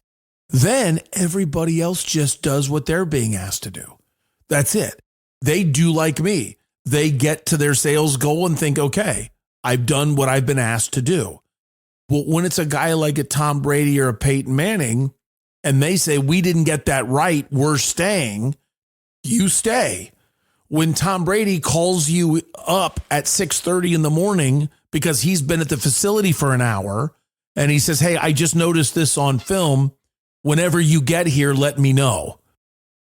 As a hint that, hey, I've been here. Where are you? And then he goes over what he saw. I'm seeing this on film. They're going to do this. So if they do this, keep this out. You can't rely on your coaches all the time. Kyler is the type of player that was, well, the coaches said do this, so I did it. But he's not actually diving in, learning all of these things and doing what needs to be done. He thinks he does because he doesn't listen or really know what the higher level quarterbacks do, in my opinion. Do you think he'll do that more now? Because yes. I saw a headline that was supposedly a quote from him earlier this week or maybe last week that said something like, proving them wrong because they gave up on me or something to that effect. So do you think that is going to somehow create a little fire in his belly to do all the things people have wanted him to do for the last 7 or 8 years or however long it's been? The number one thing he has to do, and this is why I think he'll be better, he needs to accept the fact he doesn't know everything. I actually believe he thinks he's brilliant. When he said last year, I've damn near seen everything by now, then it's like, well, then how do you keep screwing up? How do you keep getting fooled? How do you keep throwing these ridiculous interceptions because there's pressure and you're chucking the ball up like it's junior high and not protecting the ball? The mistakes he made the last 2 years shows he doesn't have a clue and yet always thought he could see everything. So Kevin O'Connell I think he has a chance to go to the Hall of Fame. He's a brilliant head coach. So when Kyler Murray goes into a situation where he has everything to prove, everything to gain, and the coach already has instantaneous respect. Why respect Cliff Kingsbury? Cliff Kingsbury did work extremely hard, but he was soft. You know, he's the type of guy that's like, hey, I have my job to do. You have your job to do. And he expected guys to do their job. He had zero ability to hold someone accountable when they didn't do their job. And in my opinion, got run over. So then Kyler's the type of person that, well, he'll run you over too. Then JG comes in, and the first thing JG wants to do is to be his best friend because he thinks that's going to get the most out of Kyler. It doesn't. Kevin O'Connell will be there of, hey, if you work hard, I will be your friend. And if you don't, I won't. And we don't have anything to lose here. We signed you to a low budget offer because you're getting paid by the Cardinals. So we're paying you the veterans minimum. We already have a young quarterback that we've drafted. So let the best man win. Whoever works hard gets it. And I think that because of that, Kyler knows I can't take advantage of the situation. And he's probably grown up because he was so bad as a leader the first 3 years. There are certain people, myself included, that didn't let him grow from that. And it doesn't matter what I think, but the people in the office probably didn't let him grow from that because they saw all the warts. Now he's going somewhere where no one's seen his warts. And he can be whoever he wants to be from this point forward. Okay, thank you. Dustin replied to your Instagram repost of a whirlwind golf at Wild Horse Pass. I believe he's commenting on how you use your IG story when he replied with, you need to fill the space with a combo of sponsors and personal videos. You need a better social media plan. Dustin, I would tell you, I need a lot of things. I think you're 100% right, but are you willing to foot the bill for it? I mean, that goes into what I need is everything I can do. If I'm working on the social media plan, I'm not editing the podcast. If I'm not editing the podcast, I'm not selling the podcast. If I'm not selling the podcast, I don't have beer or food. If I don't have beer or food, I die. I mean, it's all a vicious cycle where whatever fire is started, I go put that, and that has nothing to do with whether or not I'm putting out a fire. So if there are no fires to put out, now I can build. But which aspect do I build more importantly? I don't know the answer to that because I'm just one person. Or 1.5, because for those of you that don't know, Jennifer is like a part-timer on the podcast, even though she's got a full-time job. And without Jennifer working a full-time job, there is not healthcare for me to then work on the podcast. Now, I am hoping to, over this summer, start moving into the direction of adding video. Well, now that's something else on top of it, which will partially help the social media plan, but it partially will put it even further on the back burner. So if I can get somebody to say, hey, another business comes in and says, I want to be the king of your social media. I'll say, okay, here's what we'll do. I'll figure out the cost for me to have a social media person and you pay for them. Whatever that fee is, I'll have them pay for it. And that's the next step. I think you're exactly right, Dustin, but I'm still just me. And I'm failing at getting the podcast up every weekday morning at 5. So I almost look at it as let me succeed at the basics before I try to succeed at the next step. Jean Lily 14 sent you a story for and finally. The headline reads, Florida woman detained after attempting to sell homemade wine out of a cooler at a children's soccer game. Oh my gosh. Homemade wine, not even moonshine. That's just what the headline said. You know, that's one that I find entertaining. And that is a great and finally story. It's funny to me, the ones that I don't do. And yet, because I know I have to deal with Jennifer coming home, telling me that one was too much. So I know that if I hesitate for even a second, that's probably the sign that the normal person would have definitely drawn the line. I forget which one I said no to the other day so I'll just tell you which one it was because I know how people would get. I had one the other day, which was somebody was on death row and they got off of being on death row because he declared himself immortal. I thought that's the funniest thing in the world, but it's kind of not a pleasant thing. He's on death row because he's a cop killer. Boy, that's funny. And then he's awaited for 15 years. Finally, he's ready. They're ready to do it. And about 2 weeks before, a judge issued a stay because he's declared himself immortal. He said, "You'll never hurt me. I will live on."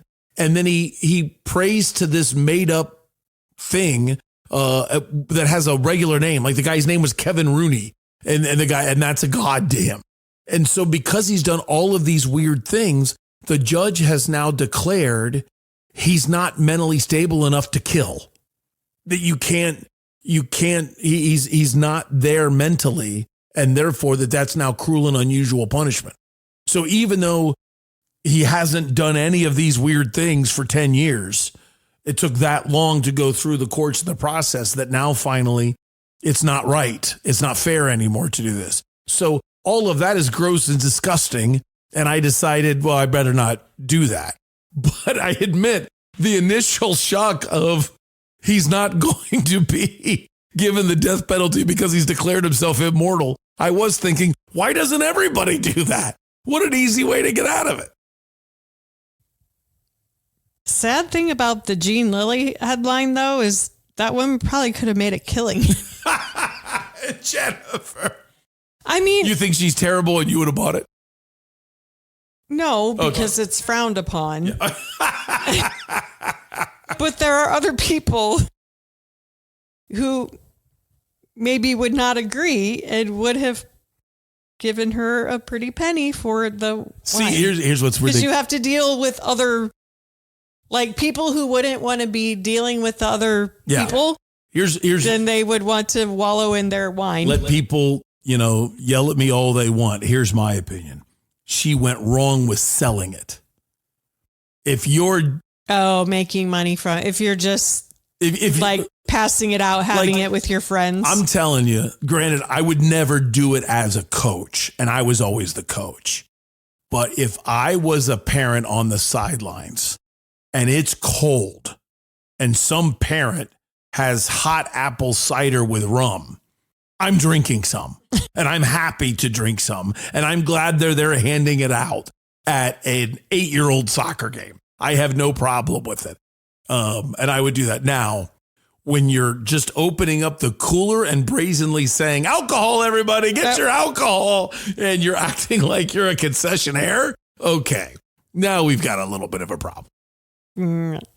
Youth sports already have enough issues. Exactly. You don't need to open up alcohol and bring that into the mix. And that's the other thing is, there's always somebody that ruins it for everybody else is how I look at it. Exactly. I can handle having 2 beers anywhere. I can go into a kindergarten class. I don't care. It's my drink. That's what I'm having. It's the guy that can't handle it that ruins it for everybody. All right, last one comes from evil arch rival Zach today. Parker and Sons saved us again. I came home from work to a leaking water heater, and Joe, my technician, was in my garage within about 20 minutes to start the replay. 20 minutes? Yeah. Here's why. For those of you that don't know, what's really cool about Parker and Sons Heating, Cooling, Plumbing, and Electrical, call 6022-REPAIR, is if you feel like you can either call the main number, 6022-REPAIR, in all seriousness, you tell them, they'll get somebody out there as soon as they can. But if you like your Parker and Sons technician enough, the individual, like if he blows you away with service, he can give you his business card and it'll have his personal number on it. And now it's like you have your own personal HVAC / plumber to come over whenever there's a problem. And they then come over to your house and it's still you're paying Parker and Sons. It's not like he's coming over on a side hustle. He's still bonded and insured and trust certified as all Parker and Sons employees are. So you get all of the benefits of Parker and Sons, but an even faster service. So Parker and Sons is already the best, but now you've got an individual person that you trust the most. So it's even faster. So I guarantee you, whoever Zach contacted, Joe, is probably somebody that lives in the area. And the first time Zach called 602 to repair, they found somebody that lives in the area, sent him over, and then Zach probably liked him enough, kept his business card, and now he's available anytime he needs him. It's just one of the things that Parker and Sons does. And what it does is it empowers all of their employees, all of their techs. And the reason why I think that matters, and I'm not trying to offend every other company technician out there, but I honestly believe you're dealing with the major leagues now. I think a lot of people get weeded out working other places, and then they realize, wait a minute, man, Parker and Sons treats everybody the best. So they try to get to the Parker and Sons level as an employee. So you're working somewhere else hoping Parker and Sons will hire you. And then after you've been hired by Parker and Sons, you're working to create your own entity within Parker and Sons, but you're still Parker and Sons the whole time. I really feel like the customer wins when they do that. And just like evil arch rival Zach, for those of you that don't know our story, we had a water heater problem. I don't remember what it was. And it was only 6 months into our first house, and our first house was a new build here. It was like, how did this happen already in 6 months? But of course, it was out of warranty or something like that. The water heater was still under warranty, but like the free stuff that comes with the house on a new build was over. So we called Parker and Sons. The guy showed up on time, got it right the first time, and we've never used anybody else. And I would say I've been endorsing Parker and Sons for 15 years, I think, but been a customer for 20. So it was easy to talk about a company I already use and wasn't willing to use somebody else. And even at the old station, there were 2 occasions where they tried to get me to endorse a different HVAC company. And I said no, because I didn't want to be a hypocrite. I wasn't going to call the people. Why am I leaving Parker and Sons? I mean, there's certain things that you don't sell out on, you know. The water your family drinks and the air your family breathes is too important to say, oh, yeah, sure, I'll go to Billy Joe Jim Bob Plumbing and, I'll be fine. No way. Happy Town Hall Tuesday. Well, that's it. Happy Town Hall Tuesday. Here is Sue Rigler talking about game day at 100 Mile Brewing Company. Game day here at 100 Mile Brewing is less than a mile away from ASU. So game day, we have the hockey game at Mullet. We've got basketball at Desert Financial, and we have football at Sun Devil Stadium. We have free parking, and you can actually even walk over. We've got a parking garage with 8 floors, so we'll never run out of parking, and it's free. So it's always a buzz and fun to watch the games here. 100 Mile Brewing Company. Fresh. It never gets old. At Goodyear Fit Body Bootcamp, our number one goal is to get our members results. So because the goal is results, all of our memberships are unlimited session count. We never limit sessions for our members. In fact, we celebrate session attendance. So because of that, we keep memberships very simple. We have standard weekly or monthly rates, and we do offer a bit of a discount if somebody's interested in a longer term commitment, like 6 months. We strive to inspire fitness and change lives every day.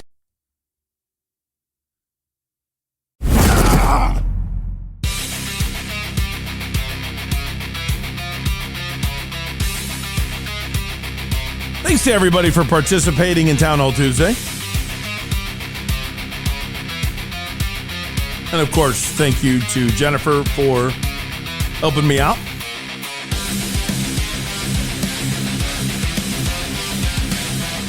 Versus Vegas coming up in just a second.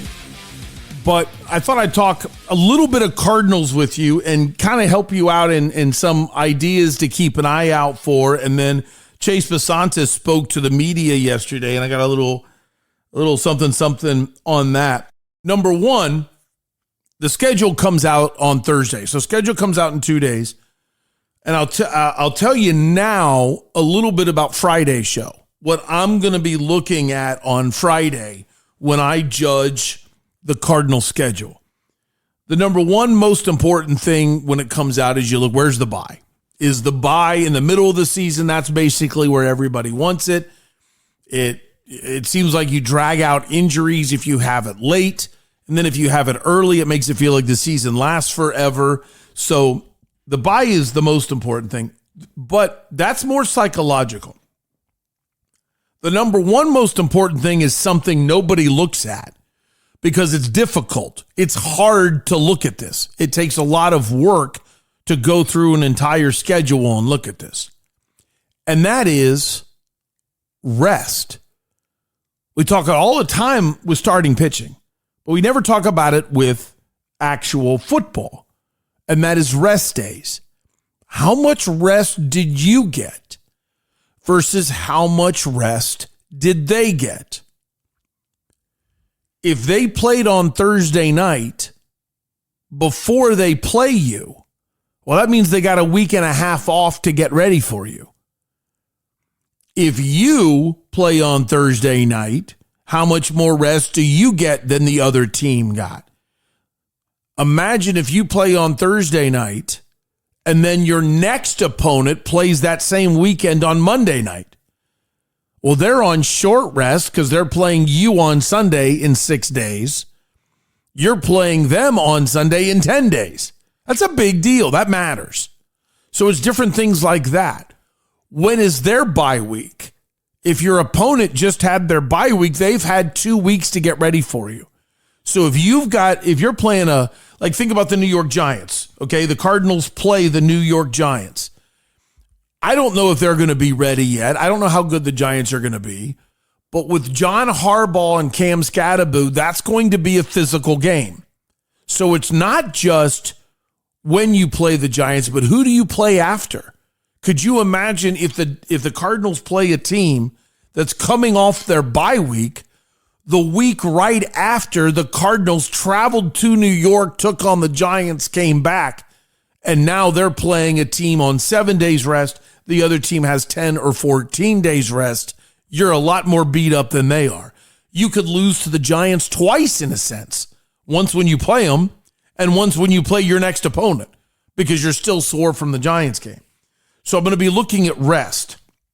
The schedule is already set in the sense of the home and away opponents. We don't know the where and the when, and those details are leaking out for other teams, but the Cardinals aren't impressive enough to garner national attention, so you're not going to find out any real leakage unless there's a national TV game. Another thing I'm going to look at is when do the Cardinals play Philly, Washington, Vegas, and Kansas City? The reason why that's important is, in my opinion, you want to play them very early in the season. Here's why. It is thought Pat Mahomes should be ready at the beginning of the season coming back from his knee injury. But what would be really nice is if you play them week 1. You're on the road at Kansas City. That would be nice to play them week 1 when there's still a little rust on the tires of Patrick Mahomes. You play him late in the season, especially like December. Now you've got a cold weather game, probably at noon local time. That would be 10 in the morning here, and you're up against a healthy Pat Mahomes. Versus you play them in September. Granted, that would be a 10 o'clock in the morning body clock time. I think the other one should have been, I should have said it was 11 o'clock. But now you're dealing with that, but you have better weather and maybe a rusty Pat Mahomes. I like to play teams that have, this is opinion, I've never done the research to know, does it actually work out in my favor to back up my point? But I would rather play teams with new schemes, new coaches, new quarterbacks early when they're still working things out.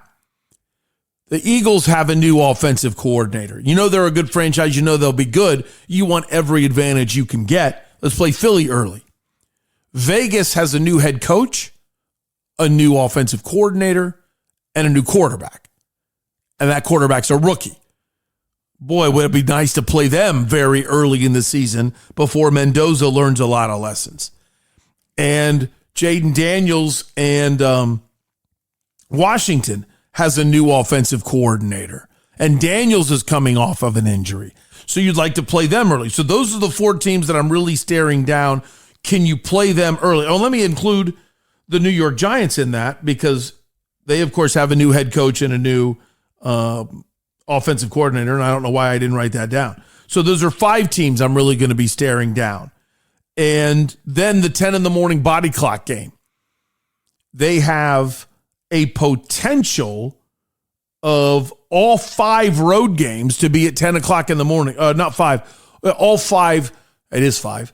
5 non-divisional road games.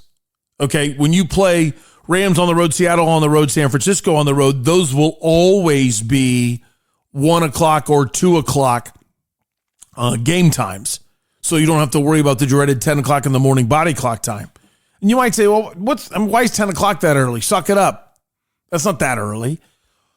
The problem for the West Coast athlete isn't the game time, isn't game time kickoff. It's bedtime the night before. Let's say an average adult in the West Coast goes to bed at 10 o'clock at night. An average athlete, let's say they go to bed at 10 o'clock at night. Well, 10 o'clock at night in September on the East Coast is 1 o'clock. So you can say all you want, go to bed at 10. But what you're asking the athlete to do is you're saying go to bed at 7 o'clock East Coast time. Go to bed at 7. I got that wrong. Go to bed at 7 West Coast time. Because you're on the East Coast, that's 10 o'clock. Well, you can't just make yourself fall asleep at 7 o'clock. Then you're dog tired when the alarm goes off at 4 in the morning West Coast time.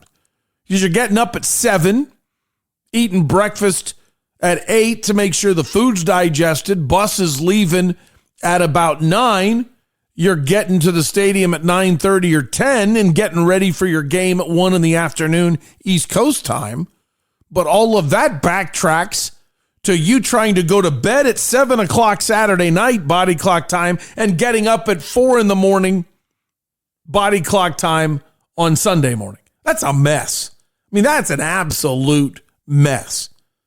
So that's why that's hard. So you've got 5 games, Dallas, Kansas City. Actually, you know what? I got that wrong. Everything's good. You've got 4 games. I kept saying 5 because the Cardinals have a road game at LA too. They'll have 2 games this year at SoFi. They'll play the Rams at SoFi and they'll play the Chargers at SoFi. They play the AFC West this year. Denver and Vegas at home, Chargers and Chiefs on the road. So it's Dallas, the Chiefs, the Giants, and New Orleans who all play games in the 1 o'clock East Coast window. And since the Cardinals are not a draw, unless that's a strange Thursday night game and the Cardinals get 1 primetime game or something, more than likely, all of those games are going to be in the 1 o'clock East Coast window. Obviously, that's noon in New Orleans, Dallas, and Kansas City. But it's still the 1 o'clock East Coast window, which is a 10 o'clock in the morning body clock game if the Cardinals are playing that game before the clocks change after Halloween. So if you care what we're looking for, you've got your 6 games against the division, 3 at home, 3 on the road. Your other home opponents, Eagles and Washington out of the NFC East, Denver and Vegas out of the AFC West. Your road opponents from the NFC East are Dallas and the Giants. From the AFC West are Chiefs and Chargers. That's your fixed schedule that's the same for everybody in the division. Everybody in the NFC West plays those teams I just mentioned. Then when you hear about schedule strength and balanced schedule, because the Cardinals are a last place team, they have 3 games that are different than the rest of the division. They play Detroit, who you expect to be good, but they were in last place in the North last year. You play the Saints, who were in last year in the South, Detroit at home, Saints on the road. And then this is an even year, 2026, so all NFC teams get an extra home game, but a lot of times that extra home game becomes an international game. And you play whoever it is in the AFC, whatever division you haven't played in 2 years, whoever finished in the same position you did. The New York Jets are in the AFC East. The Cardinals have not played the AFC East in 2 years, so they get assigned the last place team from the AFC East, so they get the Jets at home. And that's their schedule. So we'll be looking at those aspects of the schedule on Thursday. So even though I won't be doing a show until Friday morning, I wanted to give you a heads up when the schedule comes out on Thursday. Hey, keep an eye on those kind of criteria to look at, which are: when do you play Philly, Washington, Vegas, Kansas City, and the Giants? Because they've got new coaches, new quarterbacks, or new coordinators, or all three. How many 10 o'clock in the morning body clock games do you have? And I really care about the rest days. Don't worry about trying to figure that out. That takes a long time. Of how much rest did the Cardinals' opponent get before they played the Cardinals? And the last one is just who do you play after the Giants? Because I think that's going to be a very, very physical game. From one standpoint, one thing I wanted to play from you from last week, because I did a vacation show yesterday, but I like the passion for something this simple that Mike LaFleur said, of talking about the clap. And no, you don't need to insert a joke. College quarterbacks do the clap. The clap is legal in the NFL to bring the snap. But the NFL has ruled it's a false start if you do the fake clap. And a lot of colleges do the fake clap. The quarterback will bring his hands together but not make a noise, hoping the defense that's looking at him jumps off sides with the fake clap. The NFL has ruled that's a simulated snap. And just like a center can't move the ball, just like a guard can't move their hand to simulate the movement of the snap, the quarterback can't do that. So you can clap, you just can't fake clap. And every time a quarterback then moves his hands together, the defense knows start moving. So in the NFL, they don't do the clap. So Carson Beck needs to learn a good solid snap count in order to get the other team to either A, jump off sides, or B, not be ready because of a quick snap. And as whoever's asking the question, I don't know who it was interesting. LaFleur just jumped right in and almost interrupted him, excited to talk snap count. Well, that's crucial. We spent a week here with the vets before we even, on offense, before we even introduced a play. All we did was talk about pre-snap operation, and the first thing that you talk about outside of the huddle is the snap count. And so, let alone a rookie who maybe been doing the clap, maybe hasn't been under center. A good thing about the guy that we have in Carson is he, at least from a schematic standpoint, had NFL philosophies, if you will, NFL, scheme from some standpoint. So the cadence, it'll be interesting today. Again, we weren't out there doing 11 on 11, so he's learning the cadence. He's understanding how important the cadence is. But he's going to have to go out there and do it when we get everyone there.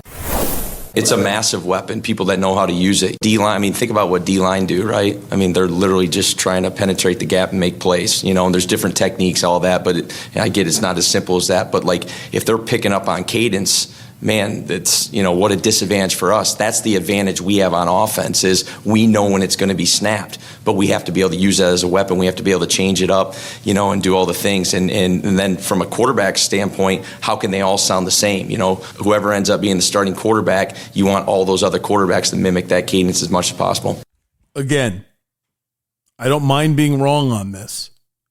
I think I would have liked the LaFleur hire a lot if the Cardinals chose him first. When the Cardinals chose him last, and there are 7 other NFL teams looking for a head coach, and they all didn't want LaFleur, and a team that has a horrible track record at choosing coaches, in which the owner has been an unmitigated disaster in this category of choosing coaches. Not only retaining coaches because he fires them, but then hiring the next one.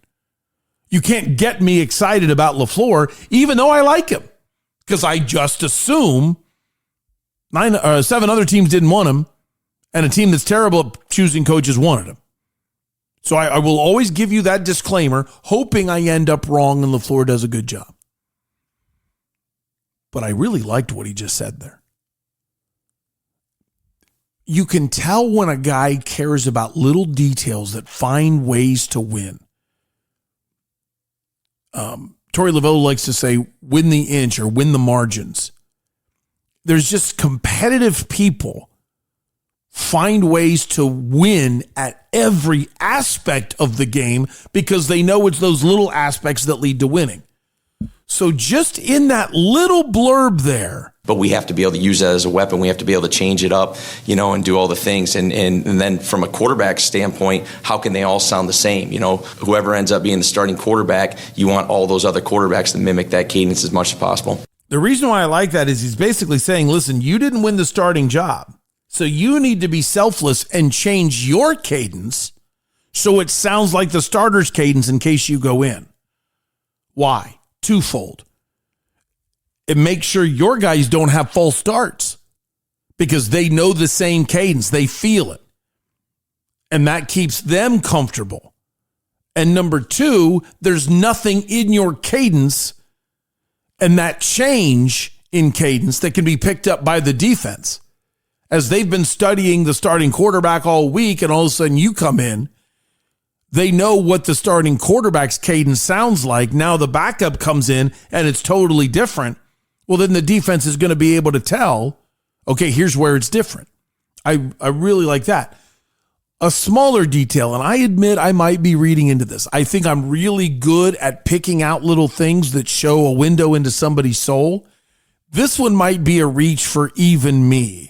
Let alone a rookie who maybe been doing the clap, maybe hasn't been under center. A good thing about the guy that we have in Carson is he, at least from a schematic standpoint, had NFL philosophies, if you will, NFL, scheme from some standpoint. I just found it interesting the way he went right to the rookie. Now, granted, the question was about the snap count and the clap, and pros aren't doing the clap. So inherently, the question is saying Brissett and Gardner Minshew aren't doing the clap. So the question is, in a sense, about Beck, and yes, that's where LaFleur eventually went. I just found it interesting how quickly he said, so it's a good thing, let alone a rookie not knowing, but it's a good thing Carson Beck, blah, blah, blah, has done this, has done this, has done this. He's ready to talk Carson Beck. Is it rookie mini? Yes, every sign says, of course he is, Doug. It's rookie minicamp, and they're talking about something that college quarterbacks do, and he's just now freshly not a college quarterback. Don't read into that. I get it. Even I'm looking at myself saying, should I be reading into that? But boy, did it seem natural for LaFleur to talk about Carson Beck. Okay, let's go Chase Bisontis now. Chase Bisontis is the player out of Texas A&M that I even told you about on Friday morning show the day of the second round. That's who I want to start off the second round. Field Yates, very good football reporter, put out his list that he called his impact non-first rounders. Impact non-first rounders. Didn't have one for every team, just had the guys that weren't drafted in the first round that he thinks are going to make an immediate impact. One of the people on his list was Chase Bisontis. He didn't rank them. If you care, like Chase was like second, but it was going in alphabetical order, so it's not that exciting. Bisontis was the second guy named. But he put Bisontis on that list. I really liked hearing that. What was funny to me is he also had Caden McDonald and Keontae Scott on his list. And if you remember, Virgil, the wide receiver from the school we do not speak of, was the one pick I said, I don't like that pick. There's too many good people on the board. And one of the names I wanted was Keontae Scott, who went to Tampa Bay to play corner. I totally, listen, core of my soul staring you down. I believe Keontae Scott will be a better player than Virgil will. So we're going to have to really keep an eye on that so you can give me a proper beatdown if I go up in flames on that. But let's get to Bisontis and some of the things that he said that I think you're going to really like. He was asked about competing against his own teammates, both defensively in trying to beat the defensive tackle across from him, but also offensively to get the starting nod. But then when it's over, be everybody's buddy. Man, it's just been in my blood since I was a boy. My dad played D2 ball, so we would just go at it, whatever sport that was growing up. And then, man, it's just fun to really just beat someone out and you let them know about it too. It's pretty cool. I like that. It's fun to beat somebody out and then let them know about it. You need that at guard. I mean, you just need somebody angry at guard. I'm telling you, I think they crushed that pick. I think they absolutely crushed that pick. And to have him blocking for Jeremiah Love, I really do feel like that's a combination that's going to be here for the next 5 years, where you have Basantis blocking for Jeremiah Love, and you can really build an offensive line. Like, you don't build your offensive line around a guard, but gosh, you need a player like Basantis. So I'm jacked up for that. He was also asked about his flexibility, not being able to bend, but meaning he played tackle and guard at Texas A&M. And he was asked about it, just all the draft prep he did and whether or not he was really, working on football other than working on combine stuff and playing multiple positions. I was at the Exos in Arizona, so pretty cool. I can do both right and left. I was snapping too, so like I said, I'm just ready to do whatever gets me on the field, whatever help the team and myself. How about that? Whatever helps the team and myself. He throws that in there. But he said he's done some snapping. He'll play right guard, he'll play left guard, and of course he played some right tackle at Texas A&M. Last one from Basantis that grabbed me. I mean, he talked for a while, but there was 3 that grabbed me that I thought you're going to want to hear.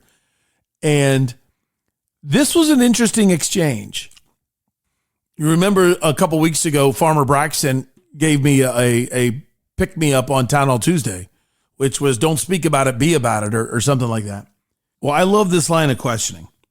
So this is Julia Lopez, 3TV, CBS 5, Arizona's Family, with a wonderful job of listening to the things that he has said in other press conferences or in other moments, and picks up on the fact that he's got the proverbial chip on his shoulder. So by picking up on that, she asks him a question that he gets ready to answer, and then he pulls back like, you know what? Nobody needs to know this. And he goes into a little shell, but there's a fire in the belly of keeping the list of people he wants to prove wrong. In case you wanted to know, Tom Brady still to this day has memorized every quarterback that was taken in picks 1 through 198 before he was taken, as motivation of all of those experts think all of these players are better than me. And listen to Chase Basantis when asked about people that have doubted him. Chase, when you talk about proving people wrong, anybody in particular, any part of your past that you're talking about? Man, that's for myself. Just a lot. There's a couple teams, couple people. Just yeah. Do you use that? How do you use that motivation, to just drive you? Yeah, man. I really think about it. I think about it a lot. I'm really not supposed to be here today. Rough childhood, rough upbringing, and just hard work, grind, and just staying true to myself really got me here. And I'm just blessed, and just now just stay continuing to do the same things. The reason why that matters is you're a guard. You play guard. Your job is to maul the human being across from you. And when your attitude is, I'm not supposed to be here, I've had a rough childhood, that means I get to take it out on you. I get to take out my childhood frustrations on you. I get to take out my frustrations because this guy from this team said they were going to draft me and they didn't. This guy said I was never going to make it. This guy from my high school said I was going to be a loser. Whatever it is, all of that stuff, you could feel it right there. I'm telling you, there's a lot of times in life anger gets you nowhere. Offensive guard is not one of those times. Anger gets you a long way when you are an offensive guard. You can tap into it. As the great American philosopher Ron Wolfley used to say, tap into the rage tree. And I think Basantis lives there. It's time for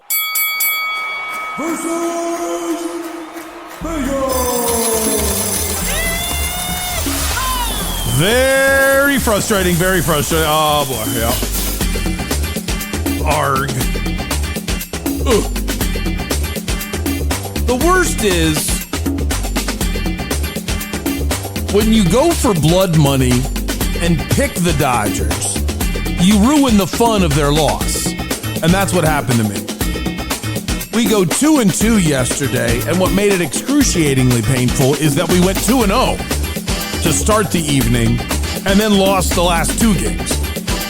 We took the Cleveland Guardians to clear the run line against the Angels, and we got it. Cleveland wins 7-2. And we took the Avalanche to win on the money line at Minnesota, and the Avs scored 4 in the third to win that 5-2. So we look good there. We look real good there. Happy about that. So we're 2-0 going into the late night games. We said the Dodgers would cover the 1.5 run line on the Giants. The Dodgers didn't cover because they didn't win. It's 3-3, I think, in the 8th. And the Giants score 6 runs in the last 2 innings and win 9-3. So I'm happy the Dodgers lost, but we blow it, or I blow it. And then I told you I liked OKC to be winning by about 5 points or so, end of the third quarter, and then slowly but surely build a comfortable lead in the fourth quarter, and then the Lakers check out mentally. OKC covers the 10.5. The first part of it happened exactly as I said it would. Thunder's up by 5 near the end of the third quarter. And all of a sudden, the Lakers go on a huge run, and the Lakers are winning by 5 with about 4 or 5 minutes left. And then the Lakers blow it.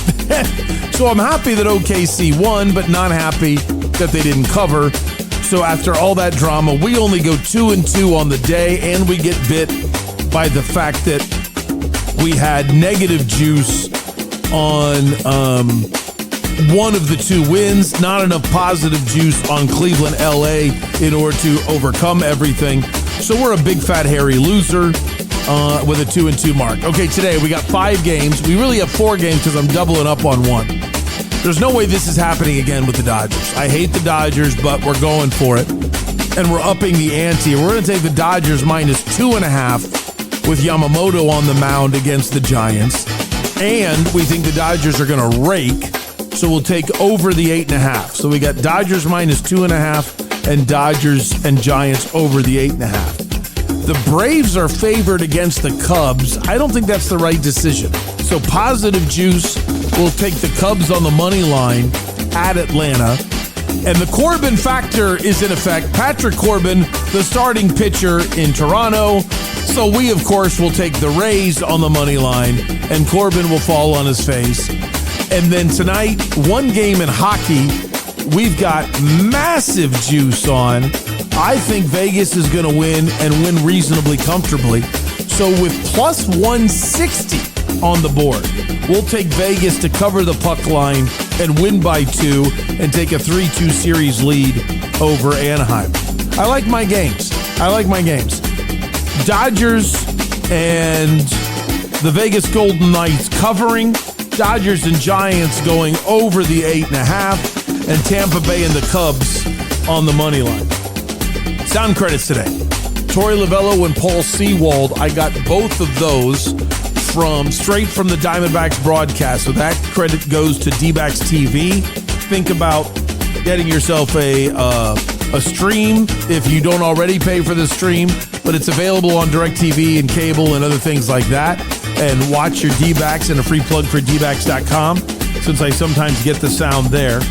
And then I got the Cardinals sound from azcardinals.com. They put up the entire press conferences so you can watch. The LaFleur was from Friday, and the Chase Basantis was from yesterday. That does it for today's version of Doug Franz Unplugged, presented by Whirlwind Golf Club at Wild Horse Pass. That was weird. Wild Horse Pass. I don't know why I struggled on that. Sorry, I took a massive nap today from like 1 in the morning until 3 in the morning to put the podcast up a little late. It would have been up on time if I didn't crash, but it shouldn't be a problem coming up tonight. 5 o'clock game time for the D-backs, and I don't have any appointments, so I won't have a need to crash, so I'll get plenty of sleep today. Brandon Gordon on the show tomorrow. Be the best place to get a little PGA Championship talk, but of course we'll talk Diamondbacks, and there could be a little bit of Cardinals mixed in as well. Find a way, please. If you enjoy this podcast, I do it in a sense for you for free, but it's an agreement. You have entered into a contractual agreement of eye contact, of a man needs the help of another human being.